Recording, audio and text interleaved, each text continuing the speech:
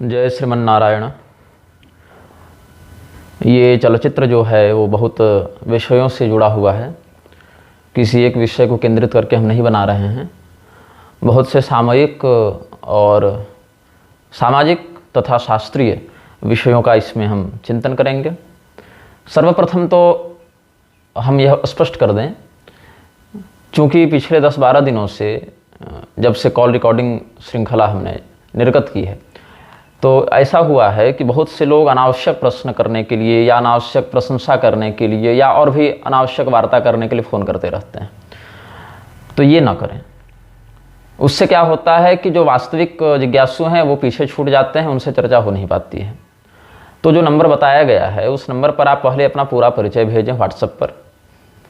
पूरा परिचय में आपका नाम, आपकी स्थिति कि अविवाहित हैं, विवाहित हैं, तलाकशुदा हैं, विधुर हैं, क्या हैं, ताकि यह देखा जा सके कि अब जैसे कोई तलाकशुदा है, अब उस स्थिति में उसके लिए जो हम नियम इत्यादि बताएंगे वो सदाचार पूर्वक गृहस्थ धर्म का पालन करने वाले व्यक्ति से तो भिन्न होंगे। ऐसे तो तलाक इत्यादि को हम मान्यता देते नहीं हैं। अब कोई स्त्री फ़ोन करेगी कि मेरा तलाक हो गया था, मुझे दूसरा विवाह करने बनेगा या नहीं बनेगा, या धर्म क्या कहता है, तो पहले ही देखूंगा कि अच्छा इसकी ये स्थिति, इसको उत्तर देना ही नहीं है। क्योंकि भाई इस प्रकार के प्रश्नों को हम लोग प्रोत्साहित करते ही नहीं हैं, हम समय नहीं देते हैं विषयों पर। और दूसरी बात यह है कि किस वर्ण के हैं, किस जाति के हैं, किस क्षेत्र के हैं, ताकि उस क्षेत्र की कोई भी प्रतिपत्ति हो, कोई लोकाचार हो, उसको भी ध्यान में रखा जा सके। अथवा वर्णशंकर संतान हैं या अंतर्जातीय विवाह कर बैठे हैं या और भी कोई बात है, तो उसका एक सामान्य परिचय पहले भेजें, फिर अपना प्रश्न भेजें और लिखित में भेजें प्रश्न, तो ज़्यादा सुविधाजनक हमारे लिए होगा। पुनः दूसरी बात यह है, कई बार लोग फ़ोन करते हैं, मैं समय निकाल कर फ़ोन उठाता हूं तो क्या कहते हैं कि महाराज जी आपका वीडियो देखते हैं, बड़ा अच्छा लगता है। अरे भैया अच्छा लगता है तो मुझे क्यों बता रहे हैं आप, मुझे मत बताइए, क्योंकि ये बात सुनने के लिए मुझे अपने जीवन के 2 मिनट देने पड़े हैं, और वो 2 मिनट किसी और व्यक्ति को हम देते तो कुछ मार्गदर्शन कर सकते थे या अपना ही कुछ राम राम जप सकते थे। मुझे नहीं जानना है कि आपको कैसा लग रहा है। हम लोग रिव्यू लेने नहीं बैठे हैं ना बंधु। आपको अच्छा लग रहा है, अच्छी बात है। अच्छा नहीं लग रहा है, इसमें हम कुछ नहीं कर सकते हैं, ये हमारा काम है। किसी को अच्छा लगता है, किसी को नहीं लगता है, लेकिन ये बात आप फ़ोन करके मत बताइए ना। हाँ, बहुत अगर आपको अपनी इच्छा बतानी है तो उसी वीडियो में नीचे कमेंट कर दीजिए कि हमें बहुत अच्छा लग रहा है, हो गई बात। बहुत ज़्यादा मन कर रहा है अगर बताने का, तो जिस वीडियो को देखकर आपको अच्छा लगा है उसी वीडियो के नीचे कमेंट में लिख दीजिए कि आप बहुत अच्छा कर रहे हैं या नहीं कर रहे हैं अच्छा, या आपकी बात हमें बुरी लग रही है या अच्छी लग रही है, जो बोलना है बोल दीजिए। कई बार लोग फ़ोन करके कहते हैं कि आप बहुत अच्छा काम कर रहे हैं, आपको और आगे बढ़ना चाहिए, हम लोग आपके साथ हैं। देखिए, साथ कोई नहीं होता है। कल को हम कोई संकट में पड़ें, ये कोई नहीं आएंगे साथ। ये जो सोशल मीडिया के फॉलोअर्स होते हैं, सोशल मीडिया के समर्थक होते हैं, कोई इक्का दुक्का अगर कोई बहुत श्रद्धालु हो, कोई बहुत नैष्ठिक व्यक्ति हो, आपके प्रति कोई बहुत श्रद्धा रखता हो, वो भले काम कर जाए। लेकिन अगर 1 लाख लोग कह रहे हैं कि मैं आपका समर्थन कर रहा हूं, उसमें से 99,000 लोग तो दिखेंगे ही नहीं आपके संकट की स्थिति में, तो इनको तो आप बिल्कुल शून्य मानकर चलिए। कई बार लोग घमंड में आ जाते हैं कि मेरे इतने हज़ार, इतने लाख, इतने करोड़ फॉलोवर्स हैं, या इतने लोग मेरी बातों का समर्थन कर रहे हैं, फेसबुक पर लिख रहे हैं कि आप आगे बढ़िए, हम आपके साथ हैं।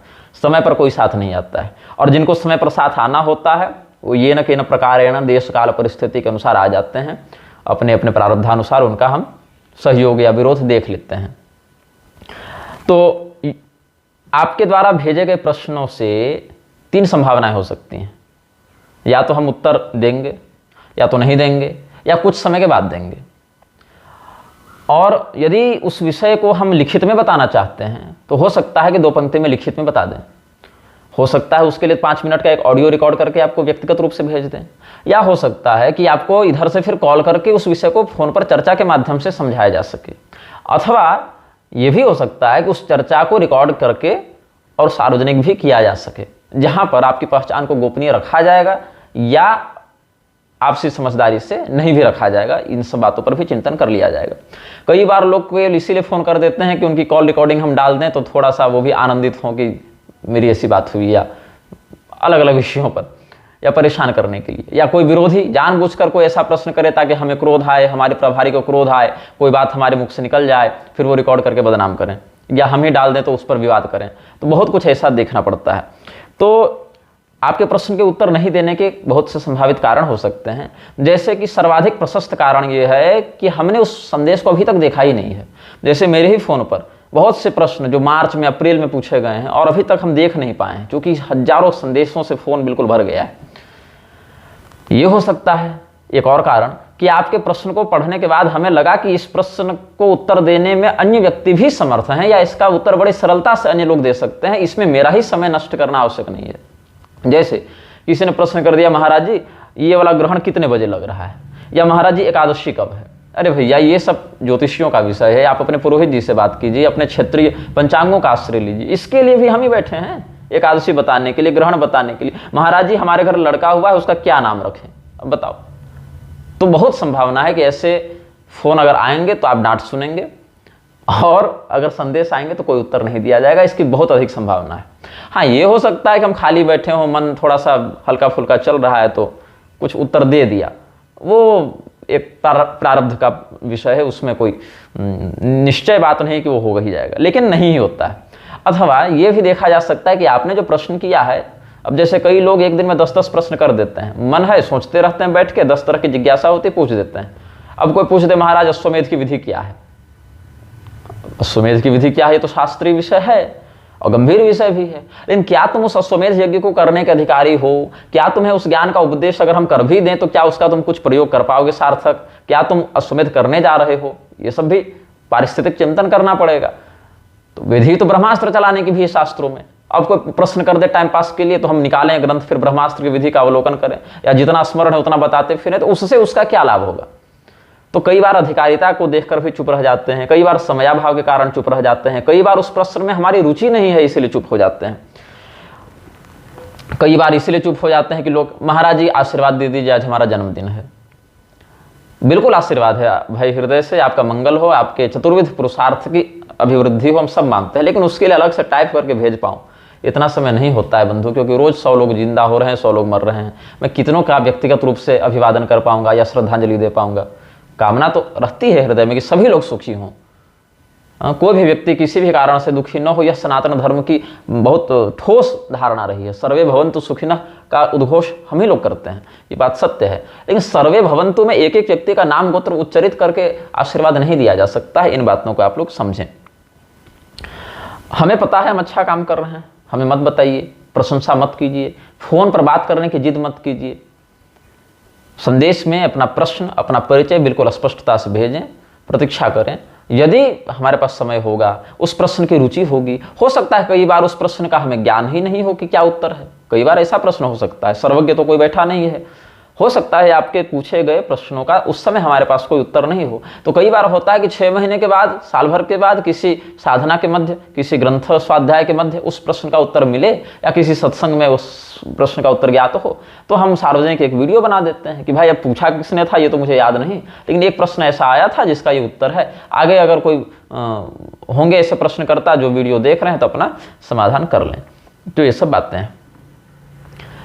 अब इसमें भी एक समस्या क्या हो जाती है, जैसे अभी तात्कालिक एक समस्या हुई कि लोग कई बार हमारा प्रयोग करने लग जाते हैं। जैसे फ़ोन कर दिया किसी व्यक्ति ने कि महाराज जी यहाँ ऐसी ऐसी बात है, ऐसी ऐसी समस्या है, विडंबना है, आप कुछ सहायता कीजिए। अब मेरे पास धन है नहीं, मेरे पास लोग हैं नहीं कि हम 100 लोग लेके लाठी लेके पहुँच जाएँ वहाँ पर। जो है हमारे पास शास्त्र है, सिद्धांत है, तपस्या है, उसके मर्यादा के क्षेत्र सीमा के अंतर्गत जो कार्य हो सकते हैं वो हम करते हैं। तो अभी एक ताज़ा ये हुआ विषय कि रघुनाथ दास करके एक महंत थे, इंदौर में थे, मतलब अभी क्या है पता नहीं मुझे। तो कॉल रिकॉर्डिंग संख्या 11 उनकी ही थी जो हमने इस श्रृंखला में जारी की थी। वो भी स्पष्टता से उनको फ़ोन करके पूछ लेने के बाद हमारे प्रभारी ने जब स्पष्ट कर लिया, 4 बार पूछा उस रिकॉर्डिंग में कि क्या हम उसको सार्वजनिक करें, क्या करें, तो बोले हाँ कीजिए, तब उसको सार्वजनिक किया गया था। अब क्या होता है, कई बार लोग फ़ोन करते हैं कि अमुक मठ में ऐसा हो गया, वैसा हो गया। अब हम उस मठ पर तो गए नहीं, देखने गए नहीं, तो दोनों पक्षों की बात सुननी चाहिए। फिर हमें लगता है कि नहीं, ये बात इसमें स्थानीय लोगों से भी कुछ, जहाँ जहाँ अपने अपने लोग हैं, कुछ पता करवाते हैं कि देखो भाई वहाँ क्या ऐसी बात है। इंदौर में भी अपने लोग हैं, अयोध्या, वृंदावन, कामाख्या, बंगाल, आसाम, दक्षिण भारत, सब जगह तो कहीं न कहीं से किसी न किसी का परिचय होता ही है। और मठों में तो होता ही है परिचय, चाहे वो स्तर पुजारी का हो, चाहे मठाधीश का हो, कहीं न कहीं से तो परिचय निकल जाता है, बातें पता चलने लगती हैं। तो अब अगर मैं बातों की पुष्टि किए बिना स्पष्ट रूप से विरोध में वीडियो बना दूं और वो बात गलत निकल गई तो फंसे हम, और बात सही निकल गई तो लाभ हुआ दूसरे का। तो लाभ हानि की बात नहीं है, बात है कि हमारा जो वचन है, हमारा जो व्यक्तित्व है, वो किस प्रकार से समाज में प्रस्तुत हो रहा है। अब कोई व्यक्ति, जैसे रघुनाथ दास जी की ही मैं बात करूं, इन्होंने मुझे फ़ोन करके अपनी स्थिति बताई, तो हमने किसी वीडियो में संकेत में कह दिया था कि इस प्रकार का एक फ़ोन आया था तो ऐसी ऐसी बातें सुनने को आ रही हैं। फिर इन्होंने कहा कि एक वीडियो अलग से बनाइए। ये हर 15 दिन 20 दिन में एक बार मैसेज करके, फ़ोन करके हमें या फिर हमारे प्रभारी को कहते थे कि उस विषय पर जिस पर हमने फ़ोन में बात की थी, अभी तक वीडियो क्यों नहीं आया है, अभी तक वीडियो क्यों नहीं आया है, अभी तक वीडियो क्यों नहीं आया है। तो हम लोग थक गए, सोचे अब वीडियो बनाने का अलग से समय तो मिल नहीं रहा और क्या करें, ये भी बार बार जोर दे रहे हैं। तो हमने कहा कि कॉल रिकॉर्डिंग की श्रृंखला हमने जारी की है और आपने अपनी बात कह दी ही है, तो आपने जो बातें कही यथावत उसी को हम रख देते हैं सबके सामने, बिना कोई काट छांट के। जो जितनी बात हमारे पास है उतनी बात डाल देते हैं और इसके लिए आपको बता भी देते हैं पहले। ये भी नहीं कि कोई विश्वासघात की बात है कि हमने चुपके से रिकॉर्ड करके सार्वजनिक कर दी, पहले आप ही से पूछ लेते हैं, बारंबार पूछ लिया, बता लिया। उसके बाद जब उधर से स्वीकृति मिल गई तो सार्वजनिक किया। अब जब सार्वजनिक किया तो उन्हीं के संप्रदाय के बहुत सारे लोग, जिनके जिनके नाम और जिनके जिनके परिचय वहां पर थे, उन पर आ गए, जान से मारने तक की बात आ गई, धमकियां आने लगी। हम लोगों को कहा गया कि आप लोग रिकॉर्डिंग मिटा दीजिए। तो हमने बात की, पूछा भाई, कहा कि आप उन धमकी देने वालों की कॉल रिकॉर्डिंग हमें भेजिए, कॉल रिकॉर्डिंग करके। बोले नहीं महाराज, हमें कुछ नहीं करना है, हमने क्या सोचा था और क्या हो गया। तो क्या सोचा था आपने कि निग्रहाचार्य को फ़ोन कर देंगे, सारी बात बता देंगे, वो वीडियो बना देंगे, अगर सही निशाना लग गया तो हम महंत बन गए और नहीं लगा तो निग्रहाचार्य फंसेंगे। बताइए, यही ना। तो कंधे पर हम कोई भाड़े के गुंडे हैं क्या? क्या समझ रखा है हमें कि हम फ़ोन करके एक इन्फॉर्मेशन दे देंगे और हम लगेंगे सबसे लड़ने भिड़ने? नहीं भाई, किस मठ के उत्तराधिकार का क्या मामला है, ये पंचायती करना निग्रहाचार्य का कार्य नहीं है। सांप्रदायिक सिद्धांत की रक्षा करना हमारा कर्तव्य अवश्य है, लेकिन मठों के उत्तराधिकार में क्या झगड़ा चल रहा है, किसके गुरु किसको उत्तराधिकारी बनाकर गए हैं, इसमें जब तक हम सामने हो नहीं या हमारा कोई ठोस प्रतिनिधि वहां हो नहीं, तब तक हम किस पक्ष में बात करें। हाँ, ये अवश्य कह सकते हैं कि अमुक मठ की पद्धति अमुक विधान से सक्रिय होनी चाहिए या इसमें यह नियम लागू होता है, ये सब बातें तो हम कर सकते हैं, लेकिन उत्तराधिकार का निर्णय करने हम नहीं बैठे हैं ना यहाँ पर। ये सब जो आपसी प्रपंच है तुम लोगों का, ये अपने पास रखो। और अगर लड़ना है, चाहिए मेरा सहयोग, तो कम से कम सामने खड़ा रहो। ये नहीं कि फोन करके बोल दिए और जब हमला हो गया, जब किडनैपिंग होने लगी, जब मार कुटाई होने लगी तो पीठ पीछे कह दिया ये कहोगे रिकॉर्डिंग मिटा दो। हालांकि उन लोगों ने रघुनाथ दास पर दबाव बनाया ये कहने के लिए कि निग्रहाचार्य को ही फंसा दो, कि उन्होंने मुझे मजबूर किया ऐसा ऐसा बोलकर कॉल रिकॉर्डिंग करवाने के लिए। लेकिन जहां तक जानकारी है, रघुनाथ दास ने ऐसा विश्वासघात हमारे साथ नहीं किया है, क्योंकि हमने किसी को फोन करके कभी कुछ नहीं कहा कि तुम ऐसा बोलना और हम रिकॉर्डिंग करके और करेंगे, नहीं तो तुमको पीटेंगे। ऐसी ओछी मानसिकता न हमारी है और न इन लोगों के जैसा हम कार्य करते हैं। जैसे वो गुरुचरण दास ने कहा था ना कि इसकी वीडियो तो स्क्रिप्टेड रहती है, वो जंगल में बच्चे मिल गए, बेल दे दिया, ये सब स्क्रिप्टेड था, फोन आना, खिचड़ी वाली बात होना, सब स्क्रिप्टेड था। कोई स्क्रिप्टेड नहीं होता है। जो था बिल्कुल वास्तविक था, उतना ही वास्तविक था जितना वास्तविक सत्य ये है कि सूर्य में प्रकाश है। उतना ना मेरे पास प्रपंच है और ना उतना थर्ड क्लास काम हम करते हैं कि पहले सेटअप कर लें कि हाँ भाई हम यहाँ से जाएंगे तो ये व्यक्ति आएगा तो फिर हमको ऐसे प्रणाम करेगा, ऐसे बोलेगा। बिल्कुल नहीं, सारी रॉ फुटेज होती है, कच्ची फुटेज होती है। हो सकता है उस समय कोई हम पर जूता भी चला दे, हो सकता है कोई फूल माला भी डाल दे, कोई उसमें स्क्रिप्टिंग नहीं होती है। उतना हमारे पास प्रपंच करने की ना आवश्यकता है और न ये है। निग्रहाचार्य सर्कस चलाने के लिए हम नहीं बैठे हैं कि अभिनेताओं को खड़ा कर करके स्क्रिप्टेड काम करते रहें। अब अस्तु, ये सब चीज़ें अगर करेंगे तो अगली बार से कोई, अभी तो मैंने अस्थायी रूप से उनके प्राण संकट में थे इसलिए रिकॉर्डिंग को हटा दिया है, लेकिन वो सब मूल फाइल तो स्थानों पर सुरक्षित है ही। लेकिन ये बात आगे से भी लोग ध्यान में रखें कि फ़ोन करके ये कहना कि अमुक मठ में ऐसा हो रहा है, और अगर हम सामने से आपका सहयोग करने के लिए प्रस्तुत भी हों तो सीधे फिर कह देना कि नहीं महाराज अब रहने दीजिए। तो ये सब हम नहीं करते हैं। ये सब जो भाड़े का गुंडा अगर समझ रखे हो ना, तो सामने से हट जाओ भैया, हमारा मार्ग भिन्न है, तुम्हारा मार्ग फिर भिन्न है। संप्रदाय की रक्षा करने के लिए हम तत्पर हैं, लेकिन उसके लिए कम से कम तुमको भी सामने साथ में रहना पड़ेगा। ये नहीं कि तुम लड़ो, हम महंत बन गए, फिर हमको जो मन सो करेंगे और शत्रु तुम बना के घूमते रहो। ये सब कार्य हम नहीं करते और इस कार्य के लिए मेरे पास समय भी नहीं है। लड़ेंगे हम तब जब या तो तुम हमारी शरण में आकर पूर्णतया हमारे अनुसार चलो, जैसा कि हम मार्गदर्शन दे रहे हैं उसके अनुसार चलो, वो भी नहीं करोगे, या फिर कम से कम हमेशा साथ में रहो कि हाँ हमने जो कहा है वो बात बिल्कुल ऐसी, हम लड़ने के लिए तैयार हैं, तब आप। लेकिन ऐसा नहीं कि मेरा नाम मत आने दीजिएगा, लेकिन बात ऐसी है आप लड़िए ना। अगर आप जीत जाते हैं तो हम महंत बन गए, और नहीं जीतते हैं आप तो फिर आप फंसिए, आप बोले हैं मेरा तो कहीं नाम आएगा नहीं। तो ये वाली राजनीति जो है ना वो दूसरे मठाधीशों के साथ करो, हम उस राजनीति में कोई रुचि नहीं रखते हैं। अब गुरुचरण दास इत्यादि लोग ही देखिए, बहुत कुछ वो लिखते बोलते रहते हैं। अभी सुनने में आए गर्ग संहिता को मिलावटी घोषित करके बैठे हुए हैं। कहा है भैया, और पूरी गर्ग संहिता का मतलब एक पूरा खंड ही, उसमें भी वैकुंठ खंड जहाँ समाप्त हुआ है वहाँ पर समाप्तोयम ग्रंथ नहीं लिखा है, लेकिन कह दे रहे यहीं गर्ग संहिता समाप्त हो गई, क्योंकि आगे चतुस्संप्रदाय में रामानुजाचार्य जी का वर्णन है। रामानंदाचार्य जी का रहता तो अभी बाप बोल के कहते कि एकदम प्रामाणिक है, बस रामानुजाचार्य का नाम आ गया तो प्रामाणिक नहीं है ना। अब तो प्रक्षिप्त मानना पड़ेगा इन लोगों को ना। तो ये सब जो नाटकबाजी है, इसी से सड़ रहा है संप्रदाय। हर संप्रदाय की ही स्थिति है। अब देखिए, अभी जो लोग हमको सलाह देते थे कि सोशल मीडिया पर संतों को तुम बदनाम करते हो, सोशल मीडिया पर ये सब मत लाओ, व्यक्तिगत बैठ के बात करो। जीयर स्वामी का और राजेंद्र दास स्वामी का क्या आपस में परिचय नहीं है? या ये लोग चाह लें तो आपस में बैठ के बात नहीं कर सकते हैं? लेकिन क्या हुआ, सोशल मीडिया पर आकर बयानबाजी चल रही थी, वीडियोबाजी चल रही थी, मार कुटाई के वीडियो भी सार्वजनिक हो रहे थे। तब छिछालेदर नहीं हुई संप्रदाय की, तब संत निंदा नहीं हो रही थी, क्योंकि दोनों के चेलों के लिए दोनों नारायण स्वरूप हैं। आप देखें, जीयर स्वामी के चेले मेरे फेसबुक पर, यूट्यूब पर आकर क्या कमेंट करते हैं कि हमारे स्वामी जी सीधे जो हैं एकदम भगवान विष्णुवे हैं। और उधर मलुपीठाधीश्वर के चेले भी यही कहते रहते हैं कि हमारे गुरु जी तो साक्षात भगवान है, उनसे बड़ा ज्ञानी या सरल या संत या भगवत प्राप्त भक्त कोई नहीं है। तो हर चेला के लिए उसका गुरु सीधे भगवान है, चलता फिरता भगवान है, और इसमें कोई कुछ नहीं कर सकता है। हमने गुप्तेश्वर पांडे के विरुद्ध भी बोला था, ऑडियो में भी बोला और उससे पहले वीडियो में भी बोला। आरा के लोग हमें धमकी देने लगे कि देख लेंगे हम आरा जिला से। अरे भैया, आरा के तुम हो, इकलौते नहीं हो पूरी आरा के तुम। ऐसा नहीं कि आरा में हमारे लोग नहीं हैं, या ऐसा नहीं कि एकमात्र तुम ही केवल लाठी की भाषा जानते हो। तो अभी ये लोग जो रामानंद संप्रदाय वाले उधर रामानुजी व्यक्तियों को गाली दे रहे थे, दो मठों के झगड़े में पूरे संप्रदाय को ही जो अटैक किया जा रहा था, तो जीयर का गियर बदलने पहुंच जाते। वो तो तुम कर नहीं पा रहे हो।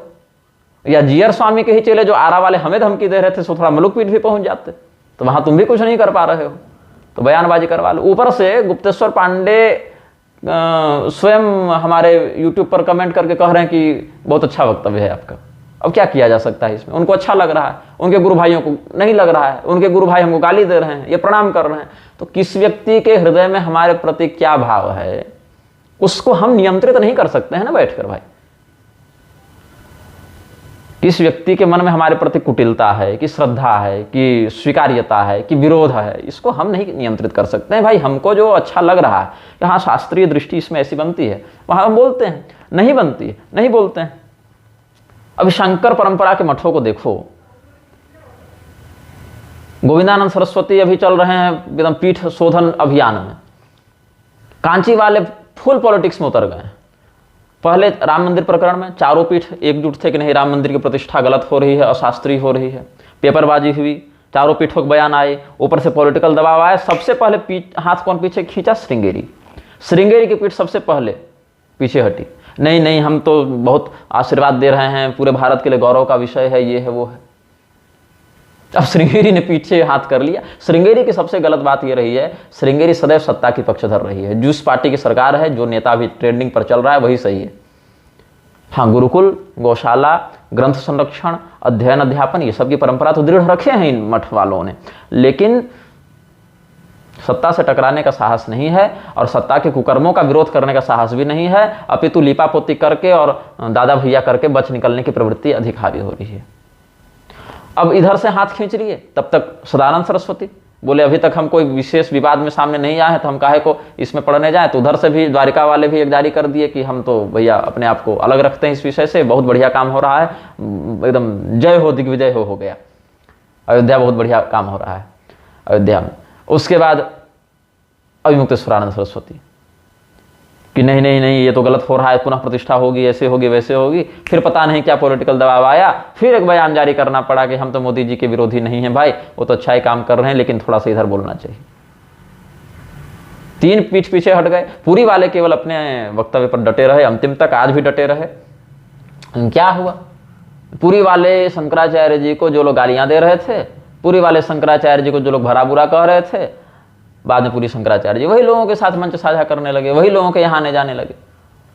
अब पुरी शंकराचार्य जी स्वयं तो तय नहीं करते हैं, परिकर तय करते हैं कहाँ जाना है, कैसे क्या कार्यक्रम होना है। अब स्वयं शंकराचार्य जी थोड़े सेटअप करेंगे, लेकिन पुरी के शंकराचार्य जी के परिकर भी पता नहीं क्या कौन सा अलग साधना सिद्धि करके नशा करके बैठे हैं कि इनका मोह ही भंग नहीं हो रहा है। शंकराचार्य जी के साथ रहने वाले परिकर वही चिराग तले अंधेरा की कहावत को सार्थक करने के लिए बैठे हैं, यही हमको लगता है।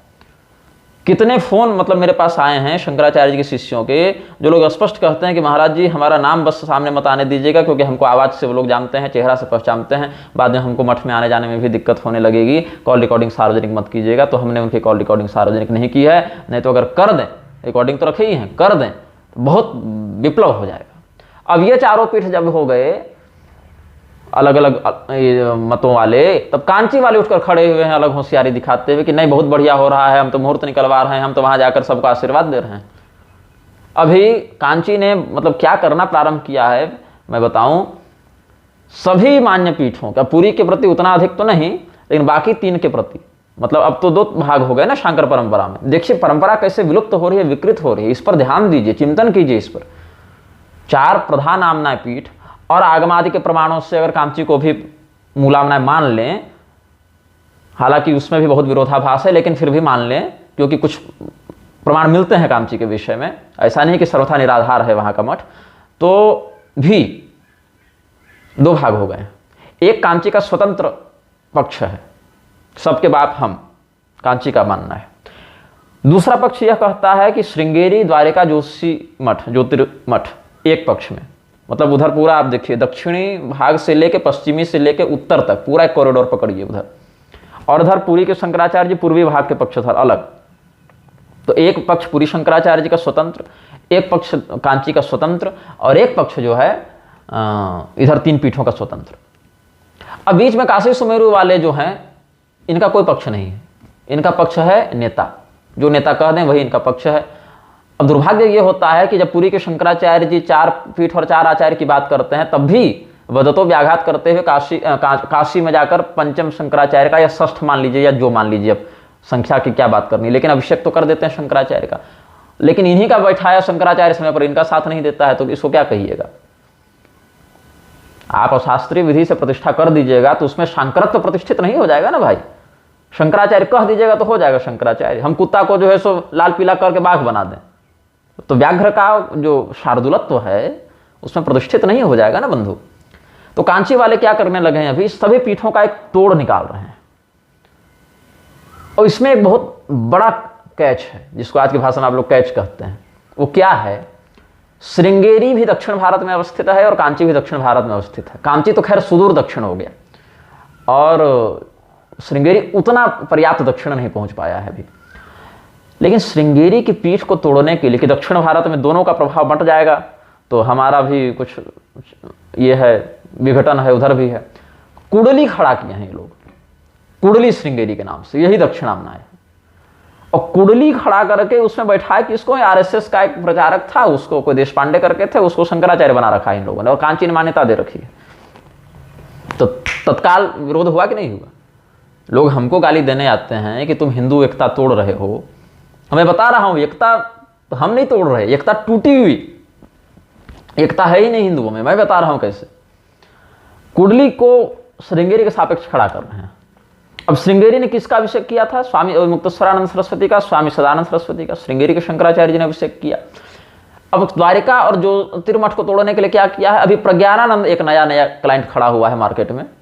प्रज्ञानानंद ने स्वयं को शंकराचार्य घोषित कर दिया, और 10-5 मूर्ख तो जय जयकार करने के लिए होते ही हैं। कांची वाले वहां जाके आशीर्वाद दे रहे हैं, अगला फोटो डाल रहा है कि द्वारिका और जो मठ के शंकराचार्य के साथ कांची के शंकराचार्य। शर्म नहीं आई थी विजयेंद्र सरस्वती को? थोड़ी सी लज्जा, अगर अपने पूर्वाचार्यों का थोड़ा सा सम्मान मन में बचा होता। प्रज्ञानानंद आपकी दृष्टि में शंकराचार्य, दो पीठों का? अरे भैया चलो ठीक है, आप दुर्जन तोष से मान लीजिए कि आप प्रज्ञानानंद को ही समर्थन देते हैं द्वारिका के शंकराचार्य के रूप में, हो सकता है कदाचित आपको ऐसा अपने दिव्य विवेक से लगता होगा कि यही परम योग्य व्यक्ति है, और उसी व्यक्ति को आप जोशी मठ के ज्योतिष पीठ के शंकराचार्य के रूप में भी मान्यता देते होंगे। ये भी दुर्जन तोषों से हमने कदाचित मान लिया, तब भी थोड़ी अगर लज्जा बची रहती। अभी ढंग से 6 महीने नहीं हुए हैं, वासुदेवानंद से आप मिलकर आ रहे हैं। वासुदेवानंद सरस्वती जो स्वयं को ज्योतिष पीठ के ज्योतिर्मठ के शंकराचार्य के रूप में प्रस्तुत करते रहते हैं, तो 6 महीना पहले आपके लिए तो ज्योतिष पीठ के शंकराचार्य के रूप में वासुदेवानंद का मान्य शंकराचार्य के रूप में परिचय था। 6 महीना बदलते बदलते प्रज्ञानानंद स्वयं को ज्योतिष पीठ का शंकराचार्य बता रहा है, वहां भी आपको जाना है शंकराचार्य की हैसियत से। तो मतलब क्या बुद्धि है कुछ बची हुई कि कैसे काम करता है आप लोग का मस्तिष्क? मेरा तो ऐसे काम नहीं करता है। मतलब क्या, मतलब शंकराचार्य के रूप में अभिषिक्त हो जाने के बाद कुछ अलग यूटोपियन चिंतन बनता है क्या आप लोगों का? 6 महीना पहले आप, चलिए अभिमुक्तेश्वरानंद सरस्वती को आप नहीं मान रहे हैं क्योंकि आपकी श्रृंगेरी से बनती नहीं है। श्रृंगेरी वाले उधर मान्यता देते हैं, तो आपको नहीं समझ में आ रहा है कि नहीं श्रृंगेरी को हम नहीं मानेंगे, श्रृंगेरी उसको मानती थी हम नहीं मानेंगे। तो आप कम से कम वासुदेवानंद को ही मान लेते, कह देते कि हाँ विदेश गमन करने के बाद भी और विविध प्रकार के गर्भित रोगों के बाद भी और सरकारी पेंशन लेने के बाद भी ये व्यक्ति शंकराचार्य हो सकता है। हो सकता है कदाचित आपके मन में हो, अगर ऐसी बात हो तो कम से कम उसको तो मानो भाई। 6 महीना जाते जाते वही जोशी मठ के शंकराचार्य के रूप में, ज्योतिष पीठ के शंकराचार्य के रूप में प्रज्ञानानंद को आशीर्वाद दे रहे हैं, तो थोड़ी बहुत तो अधोक्षजानंद को भी जाके दे ही दीजिए। अपनी एक परंपरा ही अलग बना लीजिए पाखंडियों की। हाँ, यहाँ विदेशगामी भी शंकराचार्य हो जाएगा, हुर्रियत आतंकवादी वाला भी शंकराचार्य हो जाएगा, हाँ? नेताओं के आगे लौटने वाला भी शंकराचार्य हो जाएगा। बेचारा गोविंदानंद उछल रहा है, उसको भी कहीं का बना दीजिए शंकराचार्य। वो भी कलेजम ठंडक पड़ेगी, गोविंदा गोविंदा करेंगे बैठ के गोविंदानंद सरस्वती भी। तो ये चल क्या रहा है इन लोगों के मन में? ऊपर से कापुरुषता देखिए, कापौरुष देखिए इनका। पुष्पेंद्र कुलश्रेष्ठ इनके मंच पर जाकर इनके सामने वर्णाश्रम व्यवस्था को 10 बार खंडित किया है। शास्त्रीय सिद्धांत से जो वर्ण व्यवस्था प्रतिष्ठित है उसको 10 बार नकारा है। अब या तो इनको धर्म नहीं पता है या तो हिंदी नहीं जानते हैं। अब अगर हिंदी नहीं जानते हैं ऐसा कह देंगे तो बड़ी विडंबना है, क्योंकि जानते तो हैं, हिंदी का इनको बोध है। कम से कम जिस प्रकार के तत्सम शब्दावली का वो प्रयोग कर रहा था उतना तो बोध है ही, क्योंकि संस्कृत जो जानने का वो तत्सम भाषा में हिंदी भी समझ लेगा। और इतने वर्षों से कोई 10-5 साल के बच्चे तो हैं नहीं, वो वृद्ध व्यक्ति हैं, देशाटन तीर्थाटन इत्यादि में निरंतर संलिप्त रहते हैं। काशी में आकर चातुर्मास इत्यादि किए हैं, तो हिंदी तो जानते हैं। तो वहां पर क्यों विरोध करने का साहस नहीं हुआ? तो स्वीकार कर लो कि हम गुलाम बन गए हैं। तो ऐसे पीठों की परंपरा विकृत हो रही है, ऐसे मठ की परंपरा विकृत होती है। उसके बाद हिंदू एकता कौन तोड़ रहे हैं हम, बताओ? अभी जैसे रामपाल करता है ना, कहीं से एक चौपाई जोड़ लेगा, एक दोहा जोड़ लेगा और वहां से सीधे कबीरदास को परमात्मा सिद्ध कर देगा। अभी एक नया नाटक शुरू हुआ है कि रामानंदाचार्य जी के पास जब कबीरदास गए तो रामानंदाचार्य जी ने उनको प्रणाम किया, कहा कि आप तो साक्षात पूर्ण परब्रह्म परमात्मा कबीर हैं, हम आपको क्या दीक्षा दें, क्या आपको मंत्र दें, लेकिन आप हमारे पास आए हैं, हमको ये सम्मान दिया गुरु बनने का, तो हम आपको ऐसे दीक्षा देंगे। रामपाल ये कहते हैं। तो रामानंद संप्रदाय वाला कोई तथाकथित संप्रदायविद और धर्म रक्षक काहे जाकर उधर बहस नहीं करता है? वाले तो रामपाल को इन लोग को तोड़ना चाहिए ना, कि तुम स्वयं को परमात्मा बताते हो, कबीरदास को परमात्मा बताते हो। कबीरदास जी तो ऐसे थे, हमारे गुरु के चेले थे, हमारे गुरु भाई हुए, मतलब जो भी हुए उनकी ये मान्यता है, परंपरा। वहां जाके लड़ो, लेकिन लड़ेंगे नहीं वहां। ये लोग क्या शुरू किए हैं? ये लोग भी एक नई चौपाई, दोहा, सोठा निकाल के मान्य शास्त्रों का खंडन करने चले हैं।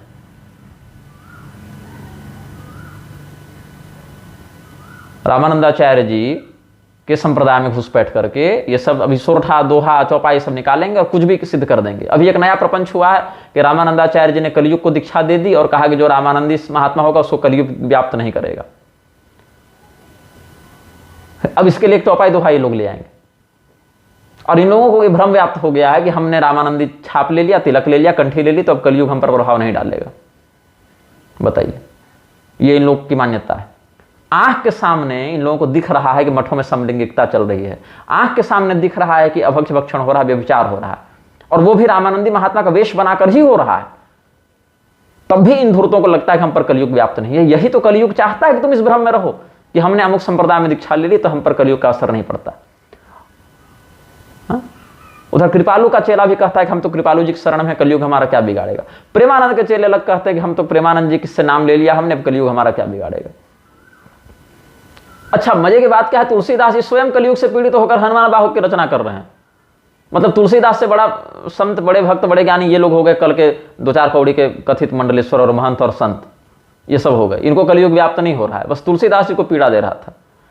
भगवान रामानंदाचार्य जी का जो अनुशासन है, उनका जो वर्णित श्री वैष्णवताज भास्कर आदि ग्रंथों में जो अनुशासन है, जो एक वैष्णव की मर्यादा होनी चाहिए, वो अपनाओगे, उस निष्ठा से चलोगे तो कलिमल से बचे रहोगे, ये स्वीकार्य है, इसमें कोई आपत्ति नहीं है हमें।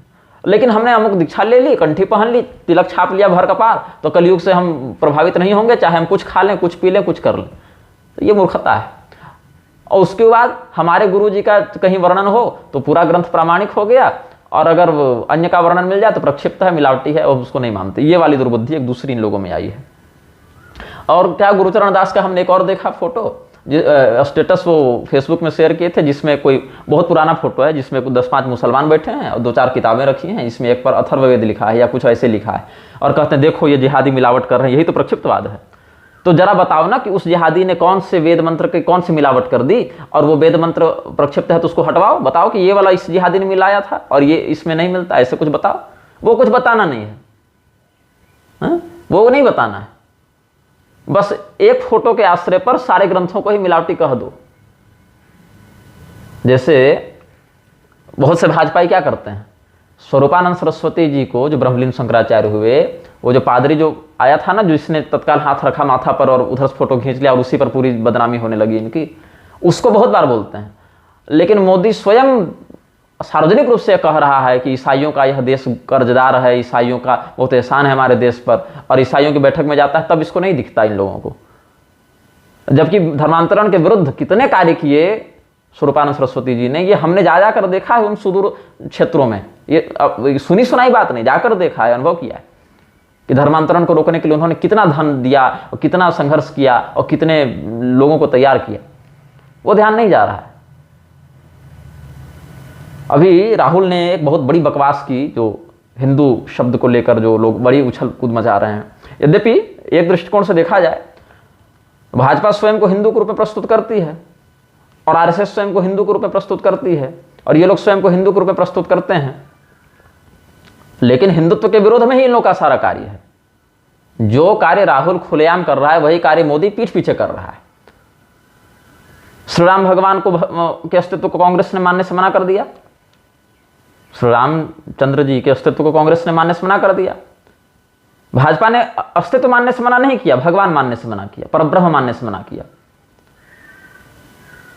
महापुरुष थे, इमाम हिंद बता दिया गया, यहां तक कि भगवान को इमाम बता दिया गया। ठीक है, जैसे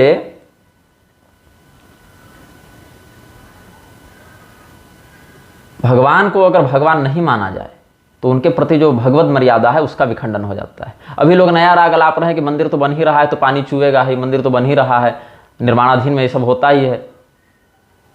तो जब पता है कि निर्माणाधीन है तो प्रतिष्ठा हड़बड़ा के क्यों करने गए, ये सब भी चिंतन करना चाहिए। अभी जो बातें हुई, जो मोदी कह रहा था कि संयोग नहीं प्रयोग है, तो हमें क्या बताता है कि संयोग है कि प्रयोग है? तुझे तो पता है ना कि संयोग नहीं प्रयोग है, तो तुमने क्या किया आज तक?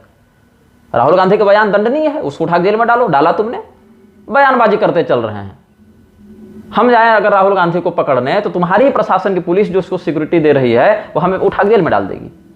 यहां भाषण दे रहे हैं ये सब होशियार चंद की संयोग नहीं प्रयोग है। काशी के मंदिर तुम्हारे नाम पर तोड़े गए थे ना, तुम्हारे बनाए कानून से तोड़े गए थे ना। जिस दिन हर हर महादेव के स्थान पर हर हर मोदी के नारे लगे, क्या वो प्रयोग नहीं था, संयोग था? क्या प्रयोग था वो? ये हिंदू आखिर अपने भगवान को कितनी जल्दी भूलकर एक नेता को सीधे भगवान का दर्जा दे सकता है। और ये घमंड नरेंद्र मोदी के मुख से निकलवाता है कि मैं बायोलॉजिकल नहीं हूं, ऐसा लगता है कि भगवान ने मुझे सीधे भेजा है। ये घमंड, ये किस नेता ने आज तक कहा था? किसी ने नहीं कहा था कि हमको सीधे भगवान ने भेजा है। तो अपने आप को भगवान के द्वारा प्रेषित बताना, दिव्य बताना और मतलब जैविक जन्म हमारा नहीं हुआ ऐसे उद्घोषणा कर देना और अंततः देवालयों को तोड़वा कर और महादेव के स्थान पर मोदी का जय घोष करवा देना, ये प्रयोग नहीं है तो क्या है। अब इसके ऐसे ही मंत्री, कल संबित पात्रा का ट्वीट मुझे किसी ने भेजा जिसमें कह रहा था कि मैं हिंदू हूं और मैं हिंसक नहीं हूं। एक तरफ आरएसएस कहेगी कि धर्म हिंसा तथैव च, एक फर्जी श्लोक बनाया है इन्होंने, अहिंसा परमो धर्म धर्म हिंसा तथैव च, और कहते हैं कि महात्मा गांधी ने आधा हमें पढ़ाया और आधा नहीं पढ़ाया। तो तुम महात्मा गांधी के पास क्यों गए थे भाई धर्मशास्त्र की शिक्षा लेने के लिए? तुम धर्मशास्त्रों की शिक्षा तो धर्मगुरुओं से लोगे ना। गांधी कौन सा धर्मगुरु था? गांधी तो ऐसा व्यक्ति था जो ब्रह्मचर्य के परीक्षण के नाम पर अपनी इंद्रिय वासना मिटाता था। दो लड़कियां देखते थे, लंगड़ा हो जाता था, उसको सहारा चाहिए होता था, और अंग्रेजों के सामने उसको सहारा नहीं चाहिए होता था तो सीना तान के चलता था। तो गांधी से तुम अगर धर्म सीखने जाओगे तो क्या सीखोगे? यही कि नंगे होकर पोतियों के साथ लेट जाओ, उसके लिए तो यही धर्म था ना। तो अच्छा, गांधी को आरएसएस वाले गाली देंगे, हमें सिखाएंगे आरएसएस में कि हमें, मतलब मुझे नहीं, मतलब समाज को सिखाएंगे कि ये इसने गलत किया, इसने ऐसा किया। उसी गांधी का जयसोगान करते चलता है तुम्हारा नेता। ये देश गांधी का देश है, ये देश सत्याग्रहियों का देश है, ये देश अहिंसा का देश है। अब इधर आरएसएस वाले सिखाएंगे हिंदुओं को कि धर्म हिंसा तथैव च। ये महाभारत कहता है, महाभारत में कहाँ लिखा है पता नहीं, लेकिन कहना है कि धर्म हिंसा तथैव च। तो फिर सफाई क्यों दे रहे हो कि मैं हिंसक नहीं हूं? कहो कि मैं हिंसक हूं। आतताय न मायांतम हन्या देवा विचार, इनका सिद्धांत बताओ। गृहणी आतंकी पुरुषो शस्त्रम धर्म अपेक्षा का सिद्धांत बताओ। ये दिनोगान हंसी वाली श्रुति का बताओ। तो वो तो बताओगे नहीं, तो सफाई देने पहुंच गए। अगर इतना ही आपत्तिजनक तुमको राहुल का लग रहा है वक्तव्य तो उठाकर डालो ना जेल में, कारागार में डालो उसको। लेकिन वो तो तुम कर नहीं रहे, बयानबाजी कर रहे हैं कि संयोग नहीं है प्रयोग है, संयोग नहीं है प्रयोग है। वो हम जान रहे हैं कि वो धर्म का विरोधी है, जान रहे हैं कि वो देश को तोड़ने के लिए आया है, इसीलिए जनता ने तुमको सरकार का नेतृत्व करने का गौरव प्रदान किया, जिसको तुम एक सत्ता का अपना दिखा रहे हो कि हम भारत के प्रधानमंत्री हैं। इसीलिए ना, तुम्हारे गुण के कारण नहीं ना वोट मिला था 2014 में भाई। कांग्रेस की कुनीतियों से त्रस्त आकर जनता को एक विकल्प चाहिए था, इसलिए तुम में वो आशा की किरण दिखी, इसलिए तुमको बनाया। तो लगना भी चाहिए कि नहीं लगना चाहिए? तुम कह रहे हो कि संयोग नहीं प्रयोग है, उधर आदित्यनाथ बयान जारी करते फिर रहा है कि इतने % आबादी है इनकी मुसलमानों की और हमने इतना % इनको सुविधाएं दी। लक्षण तो तुम खराब किए हुए हो अपना, प्रोत्साहित तो तुम कर रहे हो उन लोगों को। 10 वर्षों तक तुम्हारी सरकार रही, तुम एक बार बताओ कि जो लोग संयोग नहीं प्रयोग कर रहे हैं उनमें कितने घरों में तुमने छापा मरवाए, कितनी मस्जिदों में छापा मरवाए, कितनी मिशनरियों को तुमने बंद किया। तुम तो उनके नेताओं के साथ उठते बैठते रहे। और ये लोग कूटनीति सिखाने आते हैं कि मुसलमानों के अंदर अपने लोग छोड़ेंगे, राष्ट्रीय मुस्लिम मंच बनाकर उनको अपनी ओर आकर्षित करेंगे, वोट तब भी तुमको नहीं मिल रहा है। तो कुल मिला के कांग्रेस के राज्य में हिंदुओं को खड़े खड़े काटा जाता है, भाजपा के राज्य में मुसलमानों को इतना संसाधन संपन्न कर दिया जाता है कि जब वो ज़्यादा तगड़े हो जाए तो और विशेष करके काटें। तो कुल मिला के बात ऐसी है, संयोग और प्रयोग दोनों पार्टियां एक ही हैं, कांग्रेस और भाजपा दोनों एक ही है। हिंदुओं को नपुंसक बनाने का, हिंदुओं को अपने मूल धर्म से भ्रष्ट करने का ही माध्यम पूरा लोकतंत्र है। लोकतंत्र की जो पूरी प्रणाली है वही भ्रष्ट है, चाहे इसमें कोई भी झंडा हो, कोई भी पार्टी हो, कोई भी विधायक हो, कोई भी इसमें नीति कथित कुनीति निर्धारक हो। अभी जो भगवान महादेव के विषय में बोला गया कि वो हिंसक नहीं है, भगवान महादेव ने अपने ससुर का माथा काट दिया था, नाम था दक्ष प्रजापति, सुने होंगे। अपने पिता का, ऐसे तो भगवान अनादि हैं लेकिन लोक दृष्टि में ब्रह्मदेव के क्रोधाग्नि से उन्होंने प्राकट्य धारण किया है, तो ब्रह्मा जी का माथा काट दिया, भगवान गणपति का माथा काट दिया, सूर्यदेव के ऊपर भी त्रिशूल चला दिया था, भगवान कृष्ण से युद्ध हुआ ही है, भगवान नारायण से युद्ध हुआ ही है, तारकासुर, अंधकासुर, त्रिपुरासुर इत्यादि से युद्ध हुआ ही है, महिषासुर इत्यादि से भी हुआ ही है। तो भगवान शिव को हिंसक बता रहे हैं। देखो, देवता हिंसा और अहिंसा इत्यादि विषयों में नहीं होते हैं, अपने कर्तव्य का, अपने विभाग का समयोचित पालन करते हैं, मात्र इतनी बात है। अन्यथा भगवान शिव के समान उग्र भी कोई नहीं और भगवान शिव के समान करुणा वरुणालय भी कोई नहीं। भगवान शिव चाह लें तो इतनी करुणा बरसा दें, इतनी करुणा बरसा दें कि कल्पना से अतीत है, और उग्र हो जाएं तो फिर पूरा संसार ही संहार कर दें, ये भी कोई पूछने की बात नहीं है। लेकिन उसके लिए पहले तुमको शिव तत्व में निष्ठा रखनी पड़ेगी ना। राहुल को क्या शिव तत्व पर निष्ठा है? भगवान शिव को क्या वो परब्रह्म के रूप में मानता है? खाली त्रिपुण लगाने से और माला पहन लेने से और कह देने से कि हम दत्तात्रेय गोत्री हैं, ये बन जाएगा? और ऐसे पाखंडी के विरुद्ध सरकार ने क्या किया आज तक? क्या कर ली सरकार? कुछ नहीं, क्योंकि जानती है सरकार ये हमारा विरोधी नहीं है, ये हमारा शुभचिंतक है, हमारे ही दल का है, अपितु झंडा केवल अलग है इसका। बड़े मालिक का आदेश है, ये एक भाजपा बना लो, एक कांग्रेस बना लो, एक तृणमूल बना लो, एक आम आदमी पार्टी बना लो, और जनता को इसे मुलझा कर रखो, और धीरे धीरे पीढ़ी को ऐसे विकृत कर दो, ऐसे विकृत कर दो कि अपने मूल कुल देवता के धर्म से, अपने मूल पितरों के श्राद्ध तर्पण आदि से वो वंचित हो जाए, उसका जो सनातनी जो संस्कार है, उसका जो तेज है वो समाप्त हो जाए, और बाद में उसको फिर विधर्म की ओर जोड़ के समाप्त कर दो। यही सब है। किसने कहा था गौरक्षक गुंडे होते हैं? प्रज्ञा ठाकुर को कौन कह रहा था कि हम कभी माफ नहीं करेंगे? और आज कह रहे हैं कि संयोग नहीं प्रयोग है। गौरक्षकों को गुंडा तुम कह रहे हो, हिंदुओं को हिंसक वो कह रहा है। अपने समय अपने सरकार में मंदिर से वो भी टैक्स लेता है, मंदिर पर वो भी अत्याचार करता है, तुम भी करते हो। अंतर ये है कि उसका मृक्षत्व स्पष्ट है, तुमको लोग हिंदू मान बैठे हैं, इतना ही अंतर है। बाकी अगर देखें सरकारी योजनाओं की आंकड़ा निकालकर, तो मुसलमानों के लिए जितना काम भाजपा ने किया है उतना कांग्रेस ने भी नहीं किया, और इस बात को ऑथराइज्ड रूप से, आधिकारिक रूप से तुम्हारे ही नेता अलग अलग चैनलों पर कहते रहते हैं, ताकि ये दिखा सके कि हम मुसलमानों के विरोधी नहीं है, शुभचिंतक है, और करते भी हैं। लेकिन इस बात को हम कह दें तो लोगों को लगता है हम हिंदू एकता तोड़ रहे हैं। हिंदुओं को एकता चाहिए क्यों, और किस कीमत पर चाहिए, और एक होकर करेंगे क्या? यहाँ पर तो हिंदुओं की वो हालत है कि भाई भाई में नहीं बन रहा। अलग अलग कानून लाकर तुमने पति पत्नी को तोड़ रखा है, बाप बेटे में लड़ाई चल रही है, बहन अपने ससुराल से आ रही है मायके अपने भाई से जमीन का मुकदमा लड़ने के लिए, पति पत्नी में नहीं बन रहा है, ननद भौजाई में नहीं बन रहा है, अलग अलग कानूनों के कारण।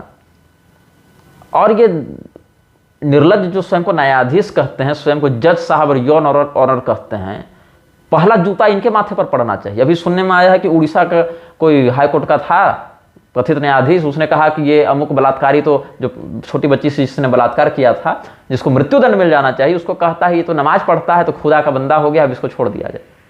अच्छा, नमाज पढ़ता है, जरा नमाज में क्या कहा जाता है और जिस पुस्तक से, जिस किताब से नमाज को लिया गया, उस किताब का क्या सिद्धांत, इसको थोड़ा सार्वजनिक करो ना। उसके लिए वो बच्ची काफिर की बच्ची थी, उसके लिए वो सवाब का काम था। रे मूर्ख, तू जज कैसे बन गया जिसको इतनी अक्ल नहीं है? उसके लिए वो काफिर की लड़की थी, उसके लिए उसका बलात्कार करना तो उस मुसलमान के लिए मतलब बहुत बड़े पुण्य का, मतलब पुण्य तो शब्द नहीं है उनके यहाँ, बहुत अच्छा काम था, सवाब का काम था, जन्नत मिलेगा उसको। और वो नमाज पढ़ के फिर यही चिंतन कर रहा है और यही प्रेरणा मिल रही है उसको कोट करो ना तुम, अगर इतने ही बड़े न्यायचंद बने हुए हो तो किसके पास तुम जाओगे? कल को कोई मुसलमान तुम्हारी बेटी का बलात्कार भी कर देगा ना, और वो उस बात के लिए अल्लाह का बार बार धन्यवाद करेगा, तो जज कहेगा ये अल्लाह का बंदा हो गया, खुदा का बंदा हो गया, इसको छोड़ दिया जाए। ये औकात है तुम्हारे हिंदुओं, तोड़ हम नहीं रहे हैं।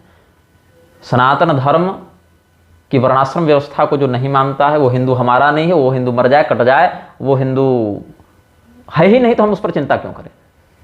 अभी हाथरस में जो कांड हुआ, लोग बार बार कह रहे हैं तुम बोलो कुछ बोलो। क्या बोले हम?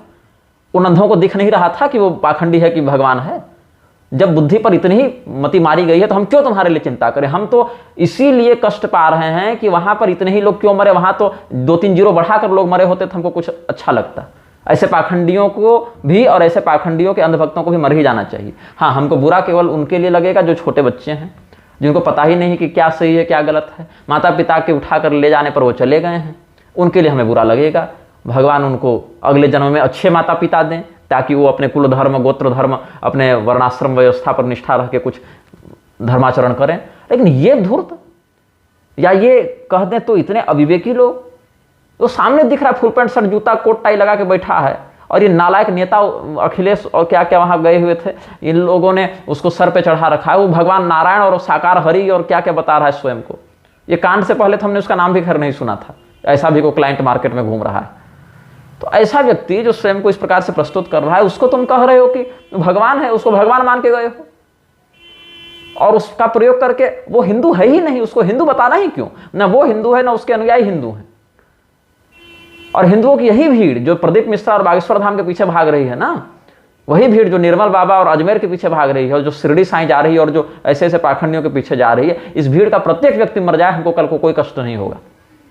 इनको एक पैसा धर्म का न माने मतलब पता है, न कोई निष्ठा है धर्म के प्रति।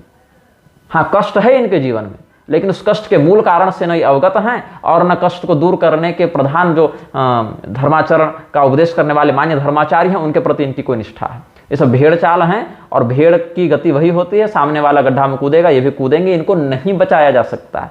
कल को यही लोग धर्मांतरण भी करेंगे। अगर कोई कह दे ना ये होली वाटर वाले से तुम्हारा कल्याण हो जाएगा, तो वही लोग ये करेंगे। अलग अलग पार्टियों के नाम पर हिंदू बंट रहा है। पड़ोसी कांग्रेसी है, उसको ये कहेगा कि तुम नकली हिंदू हो, जो भाजपा का व्यक्ति है, और जो उधर से कांग्रेस का व्यक्ति है वो इसको गाली देगा, कहेगा कि तुम तो भाई अंधभक्त हो गए हो। यहाँ पर हिंदू एकता नहीं टूट रही है, अलग अलग पार्टियों में हिंदू बंटा है, वो नहीं दिख रहा है इनको वर्णाश्रम पहले मिटाना है हिंदू एक करने के लिए, कि वर्णाश्रम को हटा दो तो हिंदू एक हो जाए, सबसे रोटी बेटी करने लोगों तो हिंदू एक हो जाए। इनके कुल देवता नष्ट हो चुके हैं, मतलब विलुप्त हो चुके हैं, पितरों का पतन हो ही चुका है, पतंति पितरों हेषाम लुप्त पिंडोदक क्रिया है। इतने बड़े नालायक हैं कि ये लोग अब मुसलमानों की बेटियां अपने घर में लाने की वकालत कर रहे हैं। मतलब हम तो नाली में जाकर नहीं कूद पा रहे, तो भैया नाली को ही अपने घर में खोल के बहा दो। ये इन लोगों की बुद्धि हो गई है।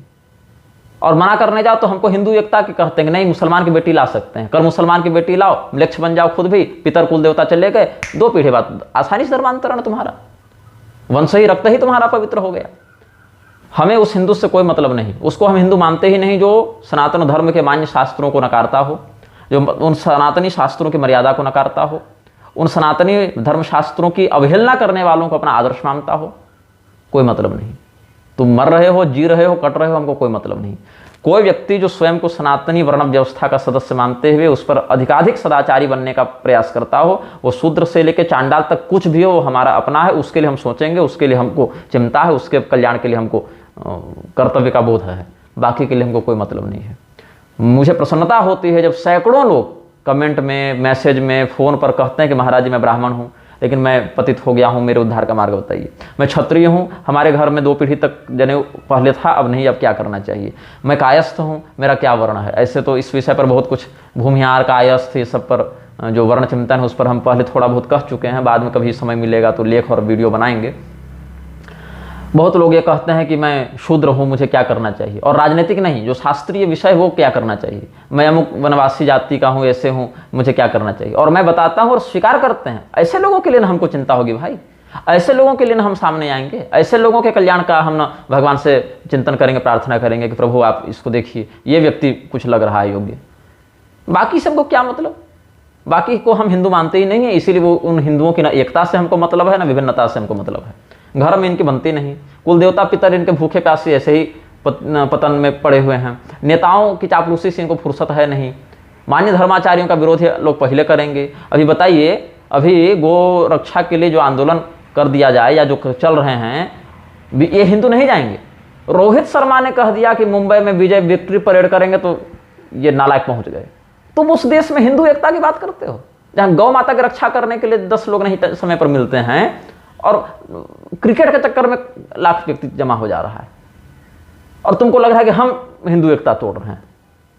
हिंदुत्व तो तुम्हारे हृदय में ही जब नहीं है, तो हम बाहर से चमड़ी को कितना भी उपटन लगा दें, जब आत्मा ही निकल गई, मुर्दा हो गया शरीर, तो बाहर से कितना चंदन उपटन लगा दें, रहेगा वो मुर्दा ही, वो कभी कल्याणकारी नहीं बन पाएगा, मंगलकारी नहीं बन पाएगा। देवताओं के नाम पर अलग झगड़ा चल रहा है। उधर प्रदीप ने भगवती राधिका को कुछ कह दिया, गलत कहा, सबसे पहले विरोध हमने ही किया मुखर होकर। प्रेमानंद बाबा उधर से भड़के। अब ये हो गया, क्या कहते हैं इसको, वर्चस्व का संघर्ष, वर्चस्व की लड़ाई। मानो भगवती राधा के एकमात्र ठेकेदार यही लोग हैं। भगवती राधिका को बुरा लगा तो भगवती राधिका ने इनको कहा कि हाँ उसको बुलाकर क्षमा मंगवाओ, और क्षमा मांगने से प्रायश्चित भी हो गया। देवताओं के अपमान का क्या दंड है ये शास्त्र तय करते हैं कि तुम तय करते हो। तो देवताओं के अपमान का जो दंड होना चाहिए, क्या उसमें यह लिखा हुआ है कि अमुक मंदिर में आकर हमारे कहने पर दर्शन करके माथा टेकोगे तो ही क्षमा मिलेगी? क्या देवता ने ऐसा कोई आधिकारिक तुमको प्रतिनिधि बनाया? या धर्मशास्त्री संविधान को तुम मानते हो? क्योंकि धर्मशास्त्र के अपेक्षा तो तुम लोग ये कहते चलते हो कि भाव जगत की बातें हैं। तो ये वर्चस्व की लड़ाई है। ये देखो हमने प्रदीप मिश्रा को झुकाकर नाक रगड़वा दी, वो भी अगला कोई ये भक्ति और मतलब ग्लानि से या पश्चाताप से नहीं आया, अलग मुस्कुरा रहा है वो, उसके साथ धक्का मुक्की हो रही है, ये दिखाने के लिए हमने प्रदीप मिश्रा को धक्का दे दिया, देख रहा है हमारा सामर्थ्य, देख रहे हो हमारी शक्ति, ये दिखाने के लिए। लेकिन जब सेक्सी राधा गाना आया था तब इन लोगों में से किसी की बोलने की क्षमता नहीं थी। तब उस गाने के गायक और प्रोड्यूसर और नाचने वाले को और बजाने वाले को पकड़ के नहीं पीट सके ये लोग कि तुमने ऐसा कैसे कर दिया। तब इन लोगों का मुख जो है सो नहीं खुल रहा था। प्रदीप तो खैर है ही दुष्ट, पाखंडी है ही, उसके साथ तो और दंडनीय व्यवहार होना चाहिए, चाहे लोक में हो चाहे परलोक में हो, और वो होगा ही। लेकिन ये जो वर्चस्व की लड़ाई है कि जब तक तुम हमारे विरुद्ध नहीं बोलो हम कुछ नहीं बोलेंगे तुम्हारे विरुद्ध। जबकि प्रदीप ने केवल भगवती राधिका को नहीं, इतने मान्य सनातनी परंपराओं को, धर्मशास्त्रों को, इतने व्रत त्योहारों को भला बुरा कहा है, तब इनका मुख नहीं खुल रहा था। वो भी एक टीआरपी का मुद्दा हो गया भगवती राधिका का, तो मुख खुला, उसमें भी हम बताएंगे तुमको कैसे क्षमा मांगना है, हम बताएंगे ऐसे करना है। ये वर्चस्व की लड़ाई है। लेकिन प्रेमानंद भगवती काली के ऊपर जो बयान दिए थे, कालिका भगवती को जो तिरस्कृत किया उन्होंने, उस पर कभी वो क्षमा मांगेंगे? ये मांग कब उठेगी कि काली भगवती पर जो भगवती महाकाली को उन्होंने तुच्छ बताया, हे बताया, उस पर अभी तो वो वीडियो भी यूट्यूब से डिलीट करवा दिया है प्रेमानंद के लोगों ने। और इतना ही नहीं, अंततः एक बयान भी जारी कर दिया कि हम तो सभी देवता को एक ही मानते हैं। तो वही मैंने आपको संकेत, आप समझेंगे इस बात को, पहले के वीडियो में भी हमने कहा था, ये व्यक्ति सामने कैसा माहौल चल रहा है उसको देख के बात करता है, अपना इसके पास कोई सिद्धांत नहीं है। सामने वाले का अगर मन कर रहा है कि मैं रजो धर्म में पूजा करूं, तो उसके मन के अनुकूल बात कह देगा ये व्यक्ति कि हाँ हाँ ऐसा ही करो, भक्ति में क्या ये सब देखना। और सामने वाले का अगर मन है कि नहीं हम तो धर्म के अनुसार चलेंगे, तो हाँ धर्मशास्त्रीय श्लोक बता दो, अपना कोई इसका नहीं है। सामने वाले का अगर मन कर रहा है कि भगवती राधिका का महात्म्य सुने, उधर ज़्यादा निष्ठा है, तो बाकी सब देवताओं को छोटा बता दो। और सामने वाले में अगर माहौल बदल रहा है कि नहीं नहीं बाकी देवताओं का तो तिरस्कार हो जाएगा, तो कह दो कि सब देवता एक ही हैं। अभी हाथरस वाले कांड के बाद सुनने में आया है कि रात वाली पद यात्रा भी बंद कर दी गई है, क्योंकि माहौल गड़बड़ हो जा रहा है। तो बिल्कुल ये व्यक्ति माहौल के अनुसार चलता है, माहौल जैसा जैसा कहे वैसा वैसा करेगा। अभी जैसे एक व्यक्ति ने पूछा था कि आपका सत्संग हम बाथरूम में सुन सकते हैं फ़ोन ले जाके, तो हाँ हाँ सुन सकते हो, बस ऊपर रख देना, छूना छाना मत ऐसे। अभी कल को कोई आ जाए कि नहीं बाथरूम में कैसे ऐसे वैसे, भगवान नाम कैसे बाथरूम में ऐसे करें, तो कह देंगे हाँ हाँ ठीक है मंदिर में करो सत्संग ऐसे। तो ये बिल्कुल सामने वाले का जैसा मन है वैसे ही बात करने में निपुण है ये व्यक्ति, और लोगों को लगता है संत है। उधर से अलग कह दिया कि नश्वर है शरीर, मिट्टी का है तो गटर में फेंक दो, क्या फर्क पड़ता है? अरे भैया जब मिट्टी का शरीर है, नश्वर है, इतना ही तुमको बोध है, तो डायलिसिस क्यों करवा रहे हो? क्या आवश्यकता डायलिसिस करवाने की? लेकिन भगवान ने जिसका विधिवत उद्धार कर दिया, ऐसे हिरण्यकशिपु के पुत्र प्रहलाद जी को भी कहा भगवान ने कुरुत्तम प्रेत कार्याणि, कि भाई इसका विधिवत जो शास्त्रोक्त अंतिम संस्कार है वो तुम करो। उधर एक राजेश बेंजवाल अलग शाक्त साधक बने घूम रहे हैं, जो स्वयं को शाक्त भी बताते हैं और भगवती राधिका का अपमान भी करते हैं। लोग हमें भेज रहे हैं कि हालांकि उनसे हमारी बनती नहीं है, हमारी क्या उनकी हमसे नहीं बनती है, शास्त्रीय सिद्धांत को ही लेकर विरोधाभास हुआ।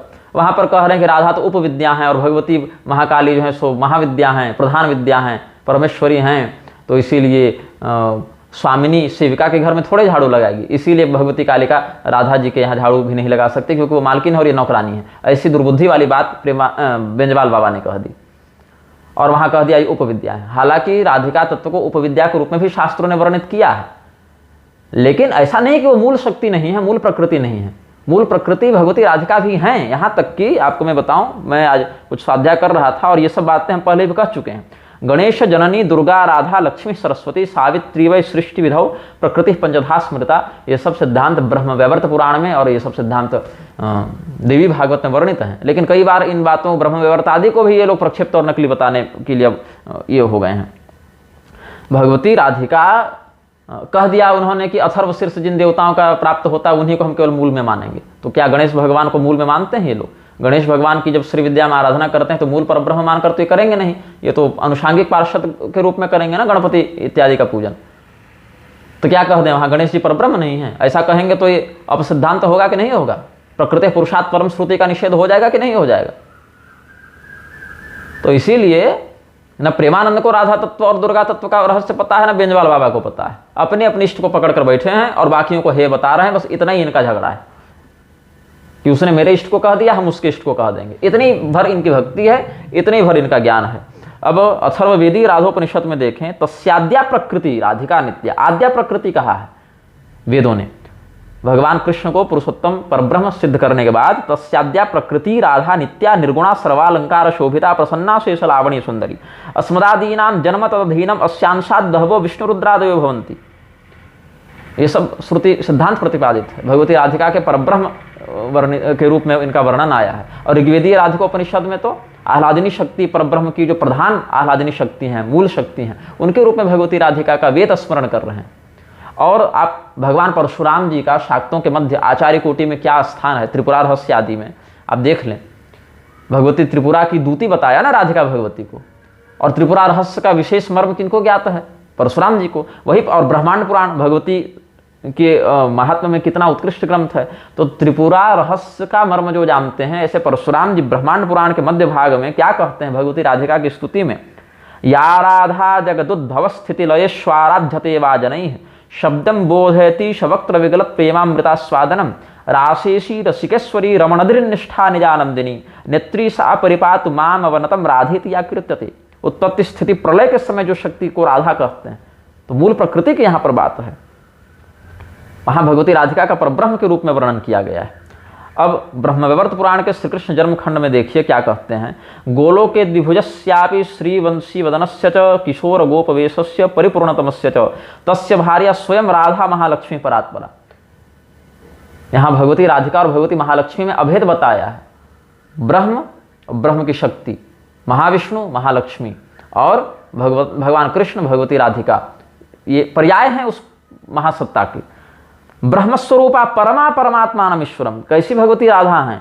तस्य भार्या स्वयं राधा महालक्ष्मी परात्परा ब्रह्मस्वरूपा परमा परमात्मान ईश्वरम भजते सततम शांतम सुरम्यम श्याम सुंदरम कोटिकंदर्प सौंदर्य निंदितम सुकलेवरम अमूल्य रत्नाभरणम सत्यम च नित्य विग्रहम पीतांबरधरम रम्यम दातारम सर्वसंपदाम। वही परमात्मा गोलोक में द्विभुज कृष्ण के रूप में और वैकुंठ में चतुर्भुज रूप में रहते हैं।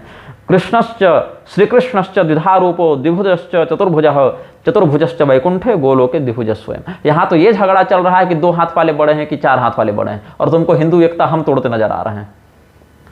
यहाँ तो ये झगड़ा चल रहा है कि राधा भगवती बड़ी है या कृष्ण भगवान बड़े हैं। अब तो ये दुर्बुद्धि तक लोगों में आ गई है।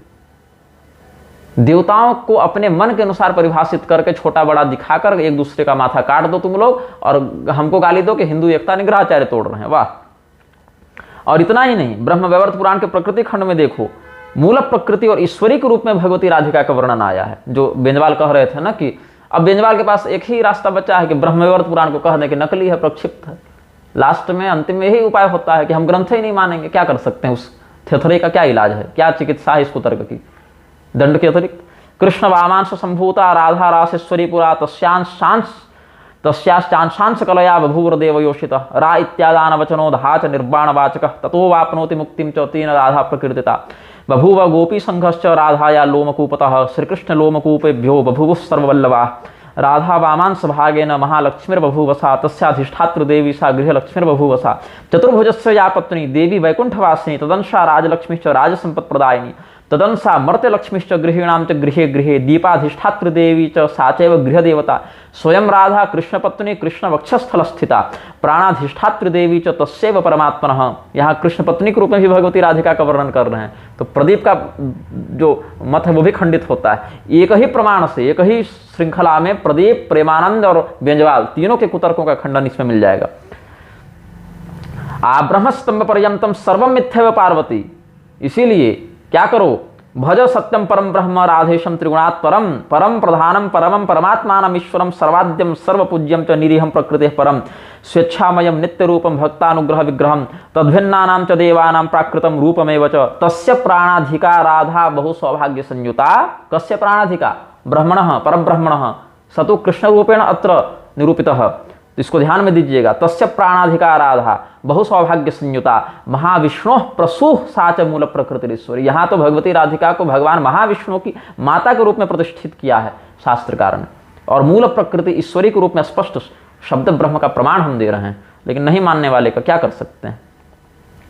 हाँ, ये जरूर है, अवश्य है, जहां पर आप भगवान की उस परम शक्ति को, परमात्मा की उस परम शक्ति को राधा नाम से लक्षित करते हैं, वहां अन्य दुर्गादि नामों के स्वरूप जो हैं उनकी कोटि कोटि अंश कला इत्यादि में समाहित हो जाते हैं। और जहाँ उसी परमात्मा की प्रधान शक्ति को दुर्गा के नाम से आप अभिव्यक्त करते हैं, वहाँ राधा इत्यादि नामों से जिन स्वरूपों का वाचन होता है वो कोटि कोटि कला अंशों में भी समाहित हो जाते हैं। दोनों बातें शास्त्रीय हैं, लेकिन ये नहीं कह सकते कि तुम तो नौकरानी हो जी, हमारे वाली इष्ट मालिक हैं, ऐसा कहना अशोभनीय है। दोनों बातें शास्त्र में कैसे वर्णित हैं? तो जिन लोगों के लिए भगवती राधिका के ही रूप में उस महाशक्ति की प्रधान आराधना है, वहां पर पद्म पुराण के पाताल खंड का मत लागू होता है। तत्प्रिया प्रकृतिस्वाद्या राधिका कृष्ण वल्लभा तत्कला कोटि कोट्यंशा दुर्गाद्यास्ते गुणात्मिका, ये लगेगा। और जहां भगवती दुर्गा की प्रधान आराधना है, वहां पर भगवती राधिका इत्यादि उन्हीं महाशक्ति के अन्य स्वरूप को उनकी कोटि कोटि कलाओं में परिगणित कर लेते हैं, ऐसा महाभागवत का प्रमाण लगेगा। स्थानमस्ति महादिव्या यत्र देवी सुगोपिता यत कला कोटि कोट्यंशा राधा कृष्णस्य गेहिनी। यहाँ भगवती राधिका कोटि कोटि अंश में सम्मिलित हो गई, तो लगेगा कि ये तो छोटी हैं और दुर्गा जी बड़ी हैं। लेकिन पद्म पुराण पढ़ेंगे तो लगेगा कि राधा भगवती ही सबसे बड़ी हैं और दुर्गा जी छोटी कोटि में आ जाती हैं। तो है कुछ नहीं, न राधा कोई अलग तत्व है, न दुर्गा कोई अलग तत्व है, तत्व तो वही शक्ति तत्व हैं। अब राधा नाम से अगर अभिव्यक्त करके आराधना करेंगे, उस समय बाकी अंशों को जो है सो हम हे तो नहीं कर सकते, मतलब उनके ही अंशांश में परिगणित कर लेंगे। और दुर्गा तत्व को प्रधानता में रखेंगे तो राधा तत्व को अंशांश में परिगणित कर लेंगे। लेकिन ये सार्वजनिक रूप से बोलकर तुम्हारा इष्ट छोटा है, हमारा वाला बड़ा है। अब जैसे इंद्रेश उपाध्याय ने एक नई बकवास की है, पता नहीं इसको क्या दुर्बुद्धि हो गई है। इसने गलत बात कह दी कि इस बार तो मैं कहूंगा सावन में रुद्राभिषेक करो तो राधे राधे करना, नमः शिवाय मत करना। तुम शास्त्रीय मंत्र व्यवस्था में एक व्यवधान उत्पन्न कर रहे हो, इसका तुमको विवेक नहीं है। हाँ, ये बात सत्य है कि भगवती राधिका भगवान शिव में कोई भेद नहीं है, शास्त्र ये भी वर्णित करते हैं। हाँ, लेकिन कल को रविशंकर जैसा कोई उठकर खड़ा हो जाए कि चूंकि शिव जी ही भगवती राधिका के रूप में आए हैं और भगवान कृष्ण के साथ रासमंडल में गए हैं, तो भगवान कृष्ण समलैंगिक थे, ऐसा भी कोई कुतर्क कर सकता है? रविशंकर जैसी उल्टी खोपड़ी का मिल गया, जैसे मणिकंठा अवतार में उसने भगवान विष्णु और भगवान शिव को समलैंगिक बता दिया था, ऐसा कुतर्क तो कर ही चुका है वो।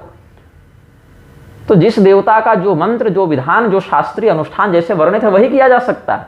अपनी खोपड़ी वहां अलग से घुसाने की आवश्यकता नहीं है। और खोपड़ी घुसानी है तो शास्त्रानुकूल घुसाओ, ऐसे बकवास करोगे तो शास्त्रीय सिद्धांत नहीं बन जाएगा ना। अब बकवास करने से याद आया कि अपने गिरधर चाप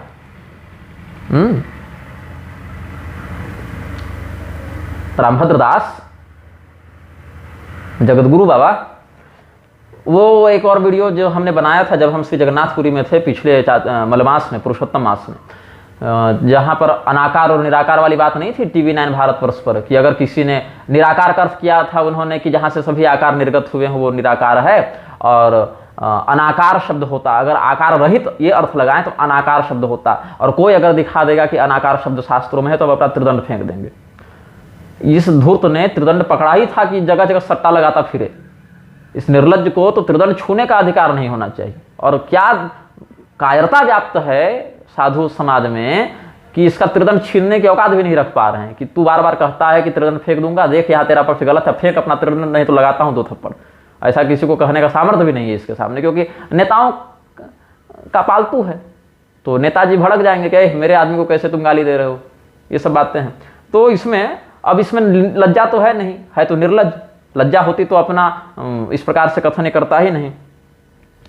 लेकिन हम शास्त्रीय सिद्धांत को प्रकाशित करने के लिए कुछ प्रमाण, ऐसे तो बहुत से प्रमाण मिलते हैं, लेकिन कुछ प्रधान प्रमाण यहाँ पर हम देंगे। सबसे पहले हम गणपति सहस्त्रनाम से बताएंगे कि भगवान के लिए अनाकार शब्द आया है कि नहीं।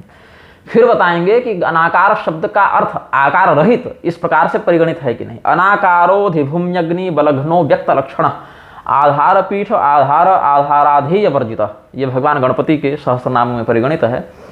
और हमने भविष्य पुराण के ब्राह्म पर्व से भी प्रमाण दिया था, जहाँ परमात्मा को, परम पुरुष परमात्मा को अनाकार इसी शब्द से नारद मुनि ने बताया है। जगद योनिम महद्भूतम परम ब्रह्म सनातनम, भविष्य पुराण के ब्राह्म पर्व से बता रहा हूँ। प्रतिसर्ग वाला बता दूंगा तो ये लोग फिर कहेंगे प्रक्षिप्त है, इसीलिए ब्राह्म पर्व से बता रहा हूँ। जगद योनिम महद्भूतम परम ब्रह्म सनातनम निग्रहम सर्वभूतानाम अव्यक्त भवत किल अनाद्यम तमजम सूक्ष्मम त्रिगुणम प्रभवाप्ययम अनाकारम अविज्ञेयम तमाहु पुरुषम परम तस्यात्मना सर्वमिदम जगत व्याप्तम महात्मना। यहाँ पर सबका निषेधात्मक है, आकार का निषेध, उसकी इंद्रिय गम्यता के द्वारा उसके तत्वबोध का निषेध, कि हम नेत्रों से यच्चक्षुषा न पश्यति इत्यादि श्रुतियों का यहाँ समाहार करना पड़ेगा, है ना। आदि अंत इत्यादि का निषेध, कि अनादि है, अनंत है, तो अनंत का क्या अर्थ लगाएंगे, अनादि का क्या अर्थ लगाएंगे। वैसे अनाकार का भी अर्थ यहाँ पर आकार रहित है, तो अनाकार शब्द तो आया है। लेकिन ये सब प्रपंच इसने किया कहाँ से, मैं बता रहा हूँ। राघव कृपाभाष्य में पढ़ रहा था गिरधर का, तो गिरधर ने अपने राघव कृपाभाष्य में ब्रह्मसूत्र वाला में इसने क्या लिखा है,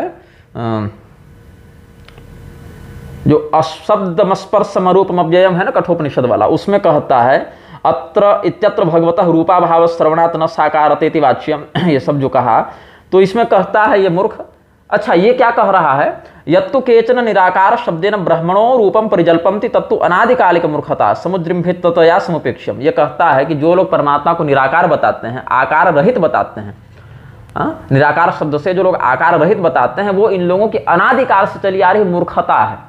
मतलब जो लोग निराकार का बताते हैं कि आकार रहित है, उसमें कोई आकार नहीं है, वो लोग मूर्ख हैं।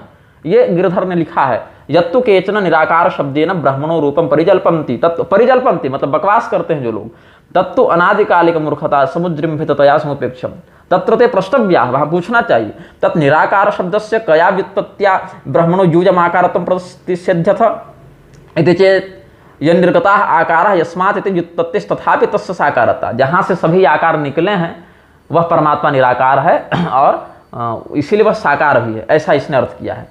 और आगे ऐसे बहुत कुछ कहा, फिर कहा यदि आकारहीनता, यदि ब्रह्मणो विवक्षिता स्यात् आकारहीनता तर्हि क्वापि तो अनाकारमिति उच्येत यथा औचित्याभावे अनुचितम प्रयुज्यते न निरुचितम। जैसे औचित्य के अभाव में निरुचित नहीं कहते हैं, अनुचित कहते हैं।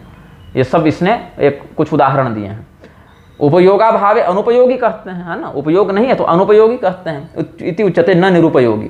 तथैव आकाराभावे अनाकारमिति वक्तव्यम स्यात् न तो निराकारम तस्मात् निराकार शब्द से उत्पत्ति चिंतनीय। तो इसमें क्या कहा कि जिसमें निर्लीना प्रलय काले जीवानाम आकारः यस्मिन् निःशेष आकारः यस्य स निराकारः निष्क्रांता सृष्टारभ्य जीवानाम आकारः यस्मिन् निःशेष आकारः यस्य स निराकारः निरंतर आकारः यस्य स निराकारः, ऐसा इसने कहा है। मतलब गिरधर के मत में आकार रहित को अनाकार कहा जाना चाहिए, और चूंकि शास्त्रों में भगवान के लिए, परमात्मा के लिए अनाकार शब्द नहीं आया है, इसीलिए भगवान साकार ही हैं। और निराकार जहां आया है वहां अर्थ है जहां से समस्त आकार निकले या जहां समस्त आकार प्रविष्ट हो जाए, ऐसा अर्थ है।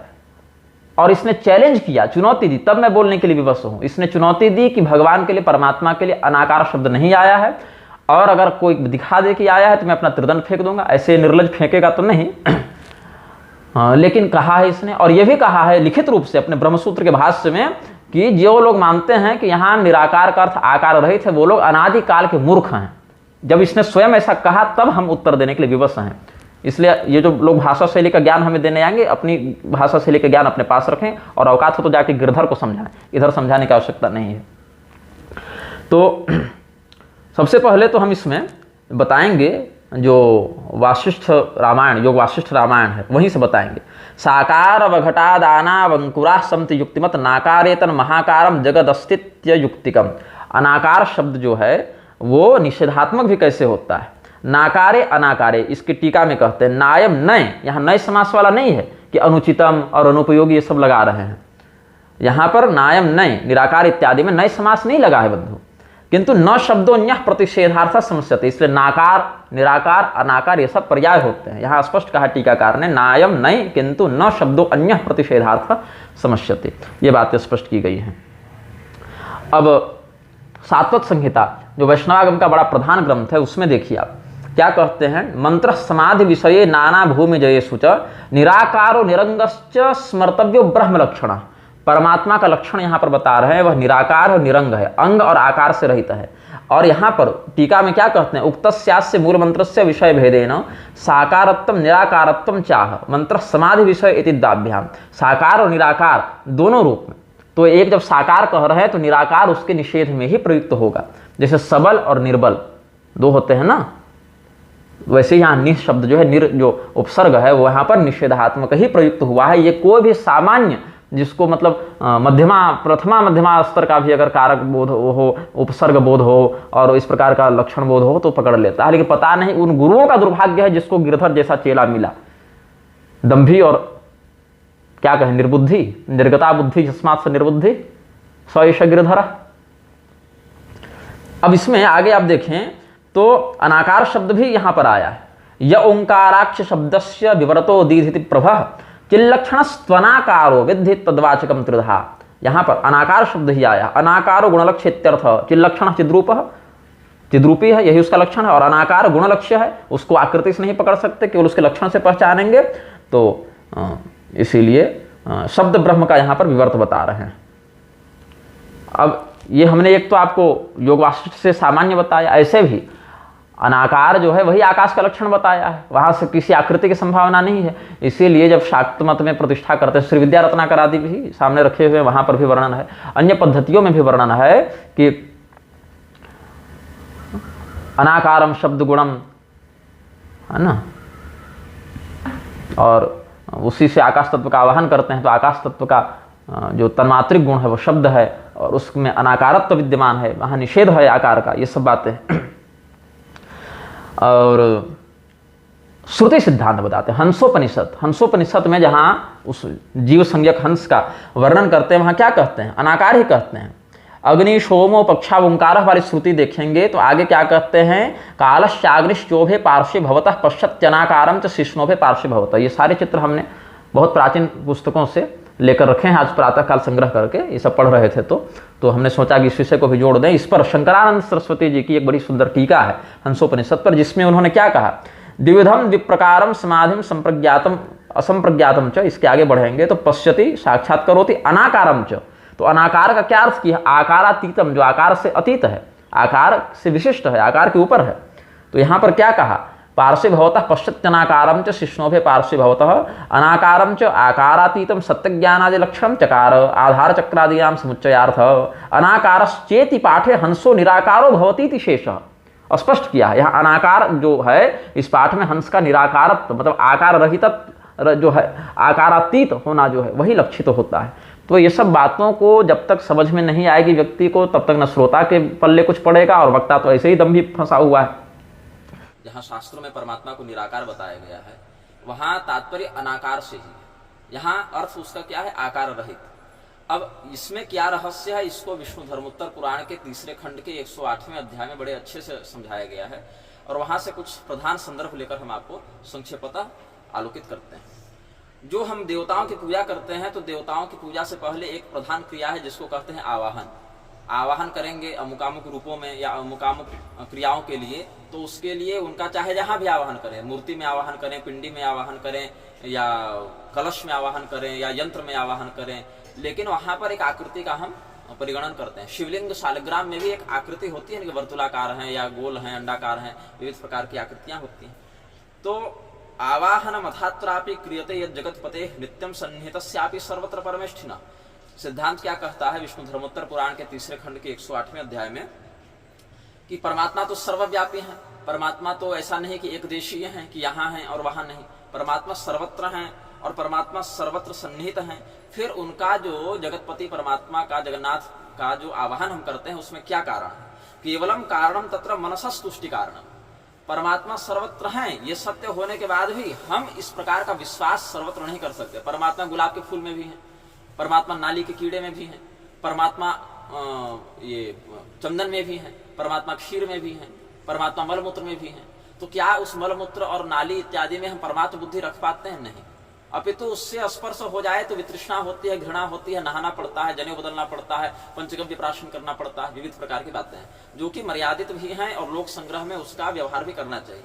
तो केवलम कारणम तत्र मनसस्तुष्टि कारणम, परमात्मा के आवाहन की आवश्यकता नहीं होती है, क्योंकि परमात्मा तो सर्वत्र हैं। फिर भी आवाहन का विधान शास्त्रों ने इसीलिए बताया है ताकि हमारे मन को संतोष हो कि हमने वहां पर उनकी स्थापना की है। आवाहितो मया देव स्थाने सन्निहितोऽपि च आवाहनम स्वतृप्त्यर्थम पुरुषस्य यथास्थितम तथाप्यर्चा महाभाग स्वतुष्ट्यर्थम प्रयोजनम। यहाँ पर क्या है, नवारे आत्मा वाला जो मंत्र है कि स्वात्म प्रिय होकर ही लक्ष्य को व्यक्ति प्राप्त करने का प्रयत्न करता है। पत्नी प्रिय नहीं होती है, बच्चा प्रिय नहीं होता है, प्रिय अपना होता है। अपना अगर प्रिय न करना हो तो पत्नी बच्चा से क्या प्रेम होगा व्यक्ति को, तो वहां उसका सुख नहीं, अपना ही सुख प्रधान होता है। तो यहाँ भी कुछ वही भाव को रखते हैं शास्त्रों में कि भगवान तो सर्वत्र हैं, फिर भी मेरे द्वारा इस स्थान पर उनकी विधिवत प्रतिष्ठा की गई है, उनका संविधान किया गया है। इसीलिए यहाँ पर जो साधक है उसकी तृप्ति के लिए भगवान के आवाहन का विधान शास्त्र बताते हैं। और इसी प्रकार से अन्यान्य आवाहन तो एक क्रम हुआ पूजा में। इसी प्रकार पाद्य, अर्घ्य, आचमने या मधुपर्क आदि, स्नान, चंदन, फूल, अक्षत जो भी उपचार हैं, चाहे वो पंचोपचार हो, मानसोपचार हो, राजोपचार हो, अष्टादशोपचार हो, षोडशोपचार हो, जो हो, सब जगह यही कारण है स्वतुष्ट्यर्थम प्रयोजन। क्योंकि परमात्मा तो नित्य तृप्त है, परमात्मा को भूख थोड़ी लग रही है, प्यास थोड़ी लग रही है, ठंडा गर्मी थोड़ी लग रहे हैं, दुर्गंध थोड़ी लग रहा है। परमात्मा के लिए नहीं, अपितु अपने संतोष के लिए परमात्मा की आराधना करने का विधान है। क्योंकि परमात्मा तो भाई कभी भी अतृप्त नहीं हो सकते, अपूर्ण नहीं हो सकते। तो नित्य तृप्तस्य किम तस्य कार्यम भवति चार्चया, केवलं भक्ति तुष्ट्यर्थम सभक्तिभ्यः प्रयच्छति, योसा वर्चयते देवो यत्र देवोच्यते बुधैः, अभ्यर्चते च यर्भावे सर्वे तद्विद्धि तन्मयम्, तस्यार्चा करणं विद्धि कर्तृप्रीति प्रयोजनम्। केवल भक्ति को पुष्ट करने के लिए, भगवत परायण होने के लिए, भगवान के प्रति अपने कर्म और संसाधनों का समर्पण करने के लिए ये सब आवाहन से लेके और निराजन पर्यंत और समर्पण पर्यंत उपचार बताए गए हैं, पूजा विधान बताए गए हैं। और जिस भावना से, जिस उपचार से, जिस प्रकार की पूजा की जाती है, वैसे ही फल को साधक प्राप्त करता है, यही बात है। तो भगवान के अर्चा करण में भी प्रधानता है भक्त के अभिष्ट की पूर्ति, साधक के प्रीति का ही यहाँ प्रयोजन देखा गया, कर्तृ प्रीति प्रयोजन। लेकिन ऐसा तो स्वार्थ बुद्धि से भी व्यक्ति कर सकता है, लेकिन भगवान को क्या इसकी आवश्यकता है ये देखा जाए तो नहीं। भगवान को आपके धूप दीप फूल अक्षत लड्डू पेड़ा की आवश्यकता नहीं है। भगवान उसके अभाव में अपनी भगवत्ता से कुछ कम हो जाएंगे या कोई कमजोर हो जाएंगे, दुर्बल हो जाएंगे, निर्वीर्य हो जाएंगे, ऐसा नहीं है। अभी तो हमारी भक्ति खंडित हो सकती है, हमारी आराधना खंडित हो सकती है, हम अभिष्ट भगवत प्राप्ति नहीं कर सकते हैं। इसीलिए अपने उद्धार के लिए पूजन इत्यादि का विधान है। अब अनादि कारणम तेन, अच्छा हाँ, ज्ञेयम तथैव चात्मानं तस्य सर्वगतस्य तु अनादि कारणम तेन नित्य तृप्तेन यादव अनुग्रहार्थम भक्तानां चात्मनः संप्रवर्तितम अशरीर शरीरस्थो यथा भवति भूपते। अब देखिए, ऐसे ही भगवान तो आदि और अंत से परे हैं, सदैव तृप्त हैं, लेकिन भक्तों पर कृपा करने के लिए विविध प्रकार के अवतारों को ग्रहण करते हैं, वहां पर विविध प्रकार के भक्ष्य भोज्यादि का भी उपभोग करते हैं, अथवा अलग अलग व्यक्तियों के शरीर में आत्म रूप से भी अपना प्रकाश चेतन का आलोकन करते ही रहते हैं। तो भक्त लक्षण बोधार्थम तथैवाह्यते त्यस्त्वसौ अनाकारम महाराज लक्ष्य बंधस्तु दुष्कर। इसके आगे के प्रकरणों पर ध्यान दीजिएगा कि अपने भक्त को संतुष्ट करने के लिए अथवा अमुकामुक जीव निकाय में हमारा भक्त कौन है, हमारे प्रति किसकी भक्ति और समर्पण की भावना बन रही है, इसके परीक्षण के लिए वह निराकार होने के बाद भी, और यहाँ ध्यान दें, निराकार में जो निर उपसर्ग है वह यहाँ पर निषेधात्मक ही है, जो निर्बल, निर्वीर्य, निर्धन, निर्जन, निर्जल, निर्विकार, निर्दय इत्यादि शब्दों में परिलक्षित होता है। तो यहाँ पर निराकार को ही अनाकार स्पष्ट कहा है विष्णु धर्मोत्तर पुराण के 3 खंड के 108वें अध्याय में कि अनाकारम महाराज लक्ष्य बंधस्तु दुष्कर। अब जो परमात्मा अनाकार है वहां पर यद चक्षुषा न पश्यति श्रुति लग जाएगी, या और यद श्रोत्रेण न शृणोति, यद वाचा न भूतितम, यद मनसा न मनोते, ये सब श्रुतियां लग जाएंगी ना। तो अगोचर परमात्मा, अनाकार परमात्मा, निराकार परमात्मा, आकार रहित परमात्मा में अपना ध्यान कैसे लगावे? तो लक्ष्य बंधस्तु दुष्कर, उस लक्ष्य को बांधकर अपने मन में स्थापित करना बड़ा दुष्कर हो जाता है। तो भक्त के सुख के लिए वही अनाकार, जो निराकार या आकार रहित ब्रह्म तत्व है, वो साकार हो जाता है, एक स्वरूप में आ जाता है। जगृहे पौरुषम रूपम भगवान महदादि भी। तो ये सब जो उक्तियां शास्त्रों में मिलती हैं, भागवत महापुराण इत्यादि में, इसका क्या कारण है? अनुग्रहार्थम भक्तानां, भक्तों पर कृपा करने के लिए, ठीक है। तो साकार लक्ष्य बंधस्तु कर्तुम वै शक्यते सुखम विधिवच्च तथाकार प्रादुर्भावगतस्य ही, ये सब बातें कही गई हैं। और इसीलिए जिनके लिए भोजन, भजन, ध्यान, पूजन इत्यादि की कोई अनिवार्यता नहीं है, परमात्मा का अस्तित्व या सामर्थ्य इन उपचारों पर आश्रित नहीं है, वो परमात्मा भी, अनाकार परमात्मा भी, आकार रहित परमात्मा भी भक्तानुग्रह क्षया साकार होते हैं, शरीर को धारण करते हैं या एक स्वरूप में अपने आप को प्रकट करते हैं, जिससे लक्ष्य बंध जो है वो सुकर हो जाए, सुगम हो जाए, और भक्त शीघ्रता से उनमें भावना करके अपने उद्धार के मार्ग पर आगे बढ़ सके। ये सब बातें विष्णु धर्मोत्तर पुराण के 3 खंड के 108वें अध्याय से हमने बताई हैं। लेकिन इस रहस्य को न जानने के कारण गिरधर मिश्र जैसे दुर्बुद्धि, जो स्वयं को एक और ब्रह्मसूत्र का भाष्यकार बताते हैं, वो इसी बात का खंडन करते रहते हैं और वहां कह देते हैं, ये चैलेंज करते हुए कि यहाँ निराकार का अर्थ है जहां पर सभी आकार प्रतिष्ठित हों, जहां से सभी आकार निकले, सभी आकार जहां विलय हो, वो निराकार है। और आकार रहित इस प्रकार का अगर अर्थ बताना है तो शास्त्रों में अनाकार शब्द होना चाहिए। और गिरधर मिश्र जो स्वयं को ऋग्वेद से लेकर हनुमान चालीसा तक कंठस्थ बताता है, उसको ये सब क्यों नहीं प्रमाण दिखते हैं?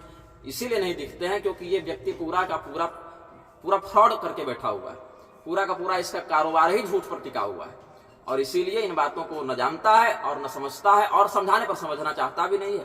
उल्टे तो जो लोग अनाकार का अर्थ आकार रहित बताते हैं, या निराकार का अर्थ प्रधानता से निराकार का अर्थ आकार रहित बताते हैं, ऐसे मान्य परंपरा प्राप्त संप्रदाय विज्जनों को ये अनादिकाल का मूर्ख बताता है। मैं गिरधर को मूर्ख कह रहा हूं तो लोग कहेंगे शब्दावली सुधारो, और गिरधर ने ब्रह्मसूत्र के भाष्य में प्रथम अध्याय में जो लोग निराकार का अर्थ आकार रहित बताते हैं, जो शास्त्रोक्त भी है, जो संप्रदायोक्त भी है, ऐसे विद्वज्जनों को अनादिकाल का मूर्ख और परिजल्पंती ऐसे कहा है कि ये लोग बकवास करते हैं। तो वहां इन लोगों को शब्दावली का ज्ञान नहीं होता है। अस्तु, आगे के प्रकरणों पर अब चर्चा करते हैं।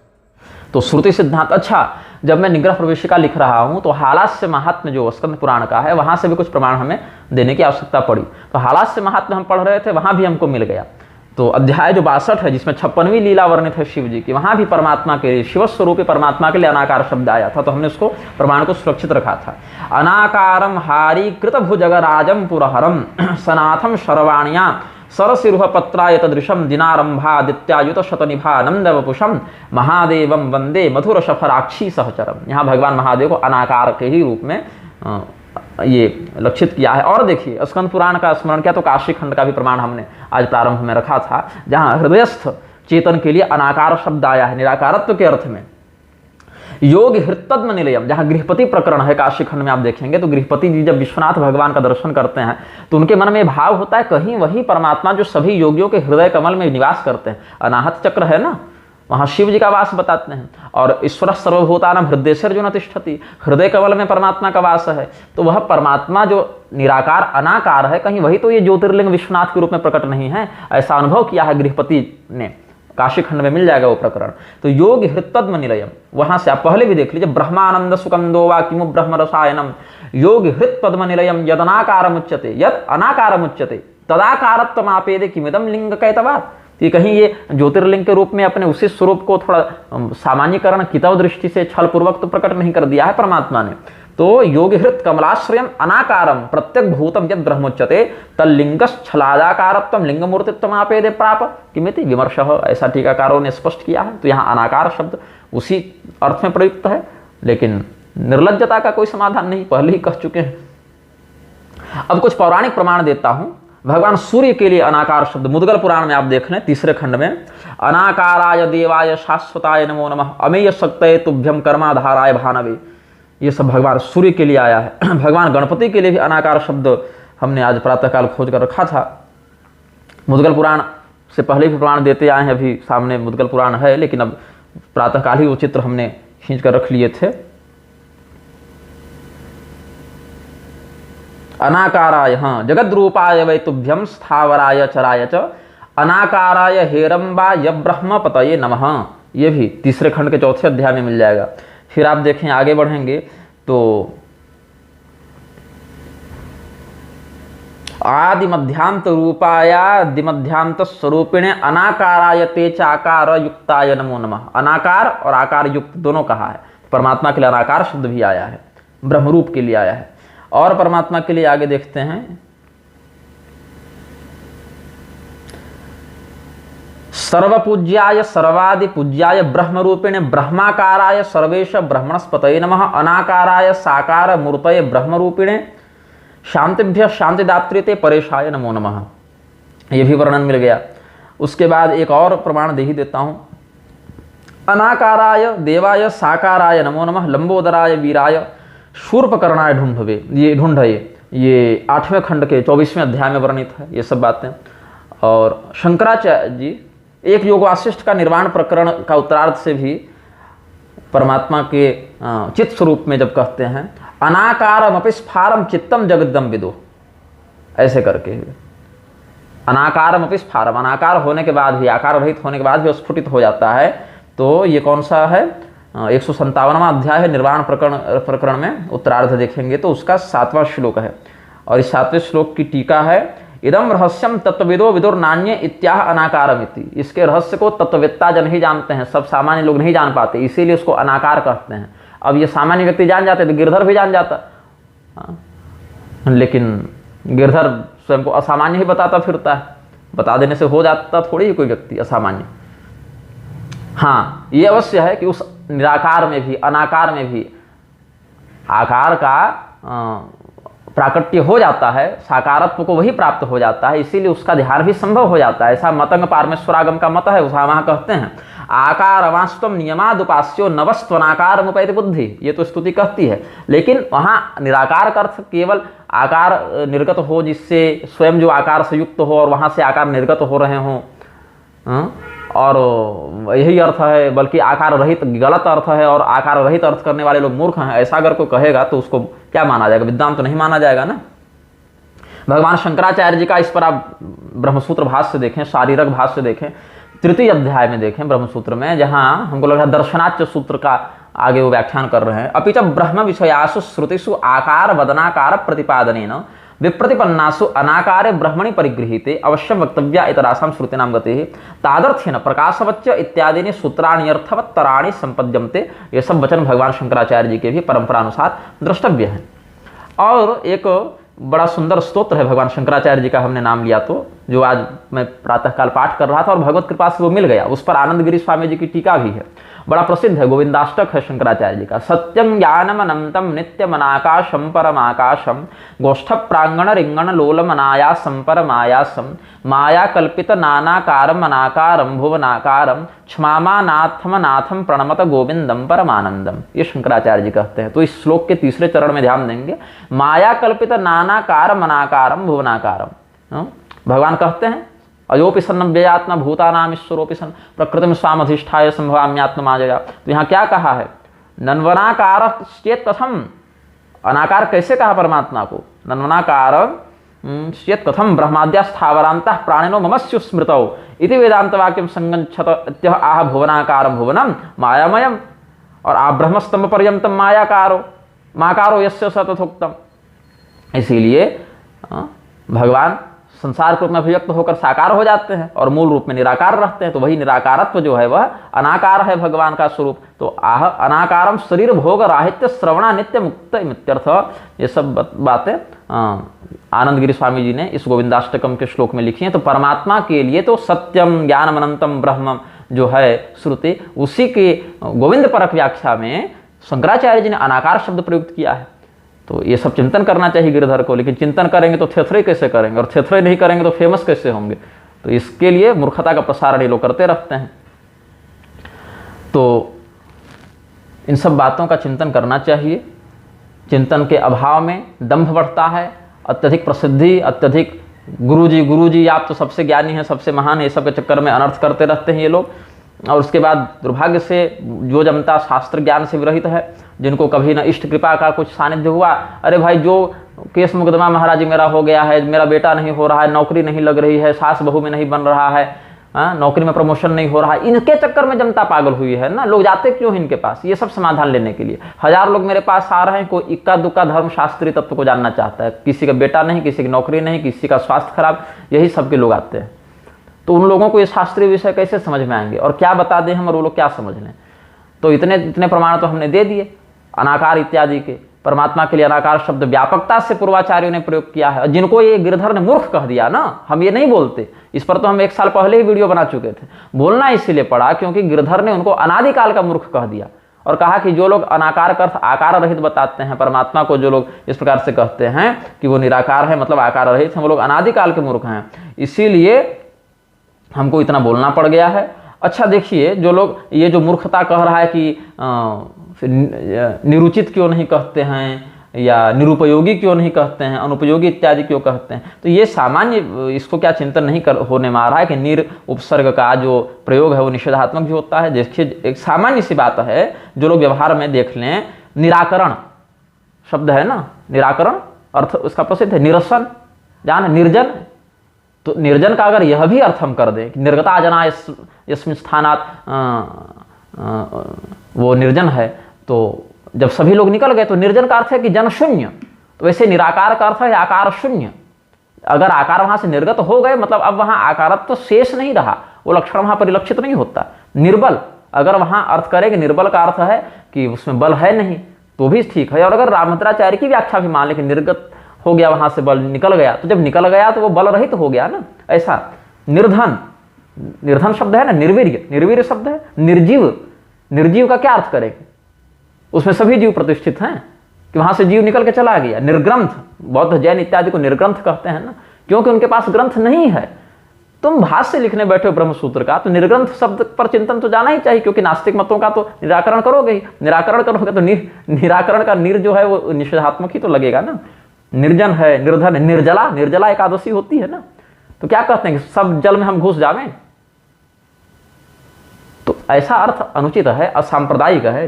निर्दयी, निर्दयी का क्या अर्थ होता है? जहां से दया निकल गई, अगर ऐसा माने तो। अब दया उसमें नहीं है, दया शून्य है। निर्दोष, निर्विकार, ये सब शब्द हैं कि नहीं? तो इतना सामान्य सा विषय को इस व्यक्ति ने इतना उलझा दिया। टीवी पर बैठकर झगड़ा कर रहा है कि कोई सिद्ध कर दे तो हम त्रिदंड फेंक देंगे, ये कर देंगे। अनाकार शब्द कोई सिद्ध कर दे तो त्रिदंड फेंक देंगे। बल्कि ऐसी मूर्खता से पूर्ण भाष्य लिख बैठा है, स्वयं को भाष्यकार बताता है। ऐसे भाष्य के आधार पर स्वयं को जगत गुरु बताता है। तो मूर्खों के सामने तो प्रतिष्ठा प्राप्त कर लेगा, लेकिन ऐसी व्याख्या अगर विद्वानों के सामने करेगा तो हंसी का पात्र बनेगा। और अगर हंसी का पात्र तो सभी के सामने बन ही जाता, हमारे जैसे कि पाले पड़ेगा तो लताड़ा भी जाएगा, 10 जगह धिकारा भी जाएगा, चाहे इसके चेलों को अच्छा लगे चाहे बुरा लगे। तो ऐसे ही अन्यान्य विषयों पर हमने चिंतन प्रस्तुत किया है। अब अतिकाल हो गया है, इसीलिए हम इस विषय को ही पूर्ण करते हैं। ऐसे तो हमारे विषय थोड़े लंबे ही चलते हैं, लेकिन हमने इतना सारभूत रूप से कह दिया। श्रीमन नारायण, हर हर महादेव, नमः शिवाय।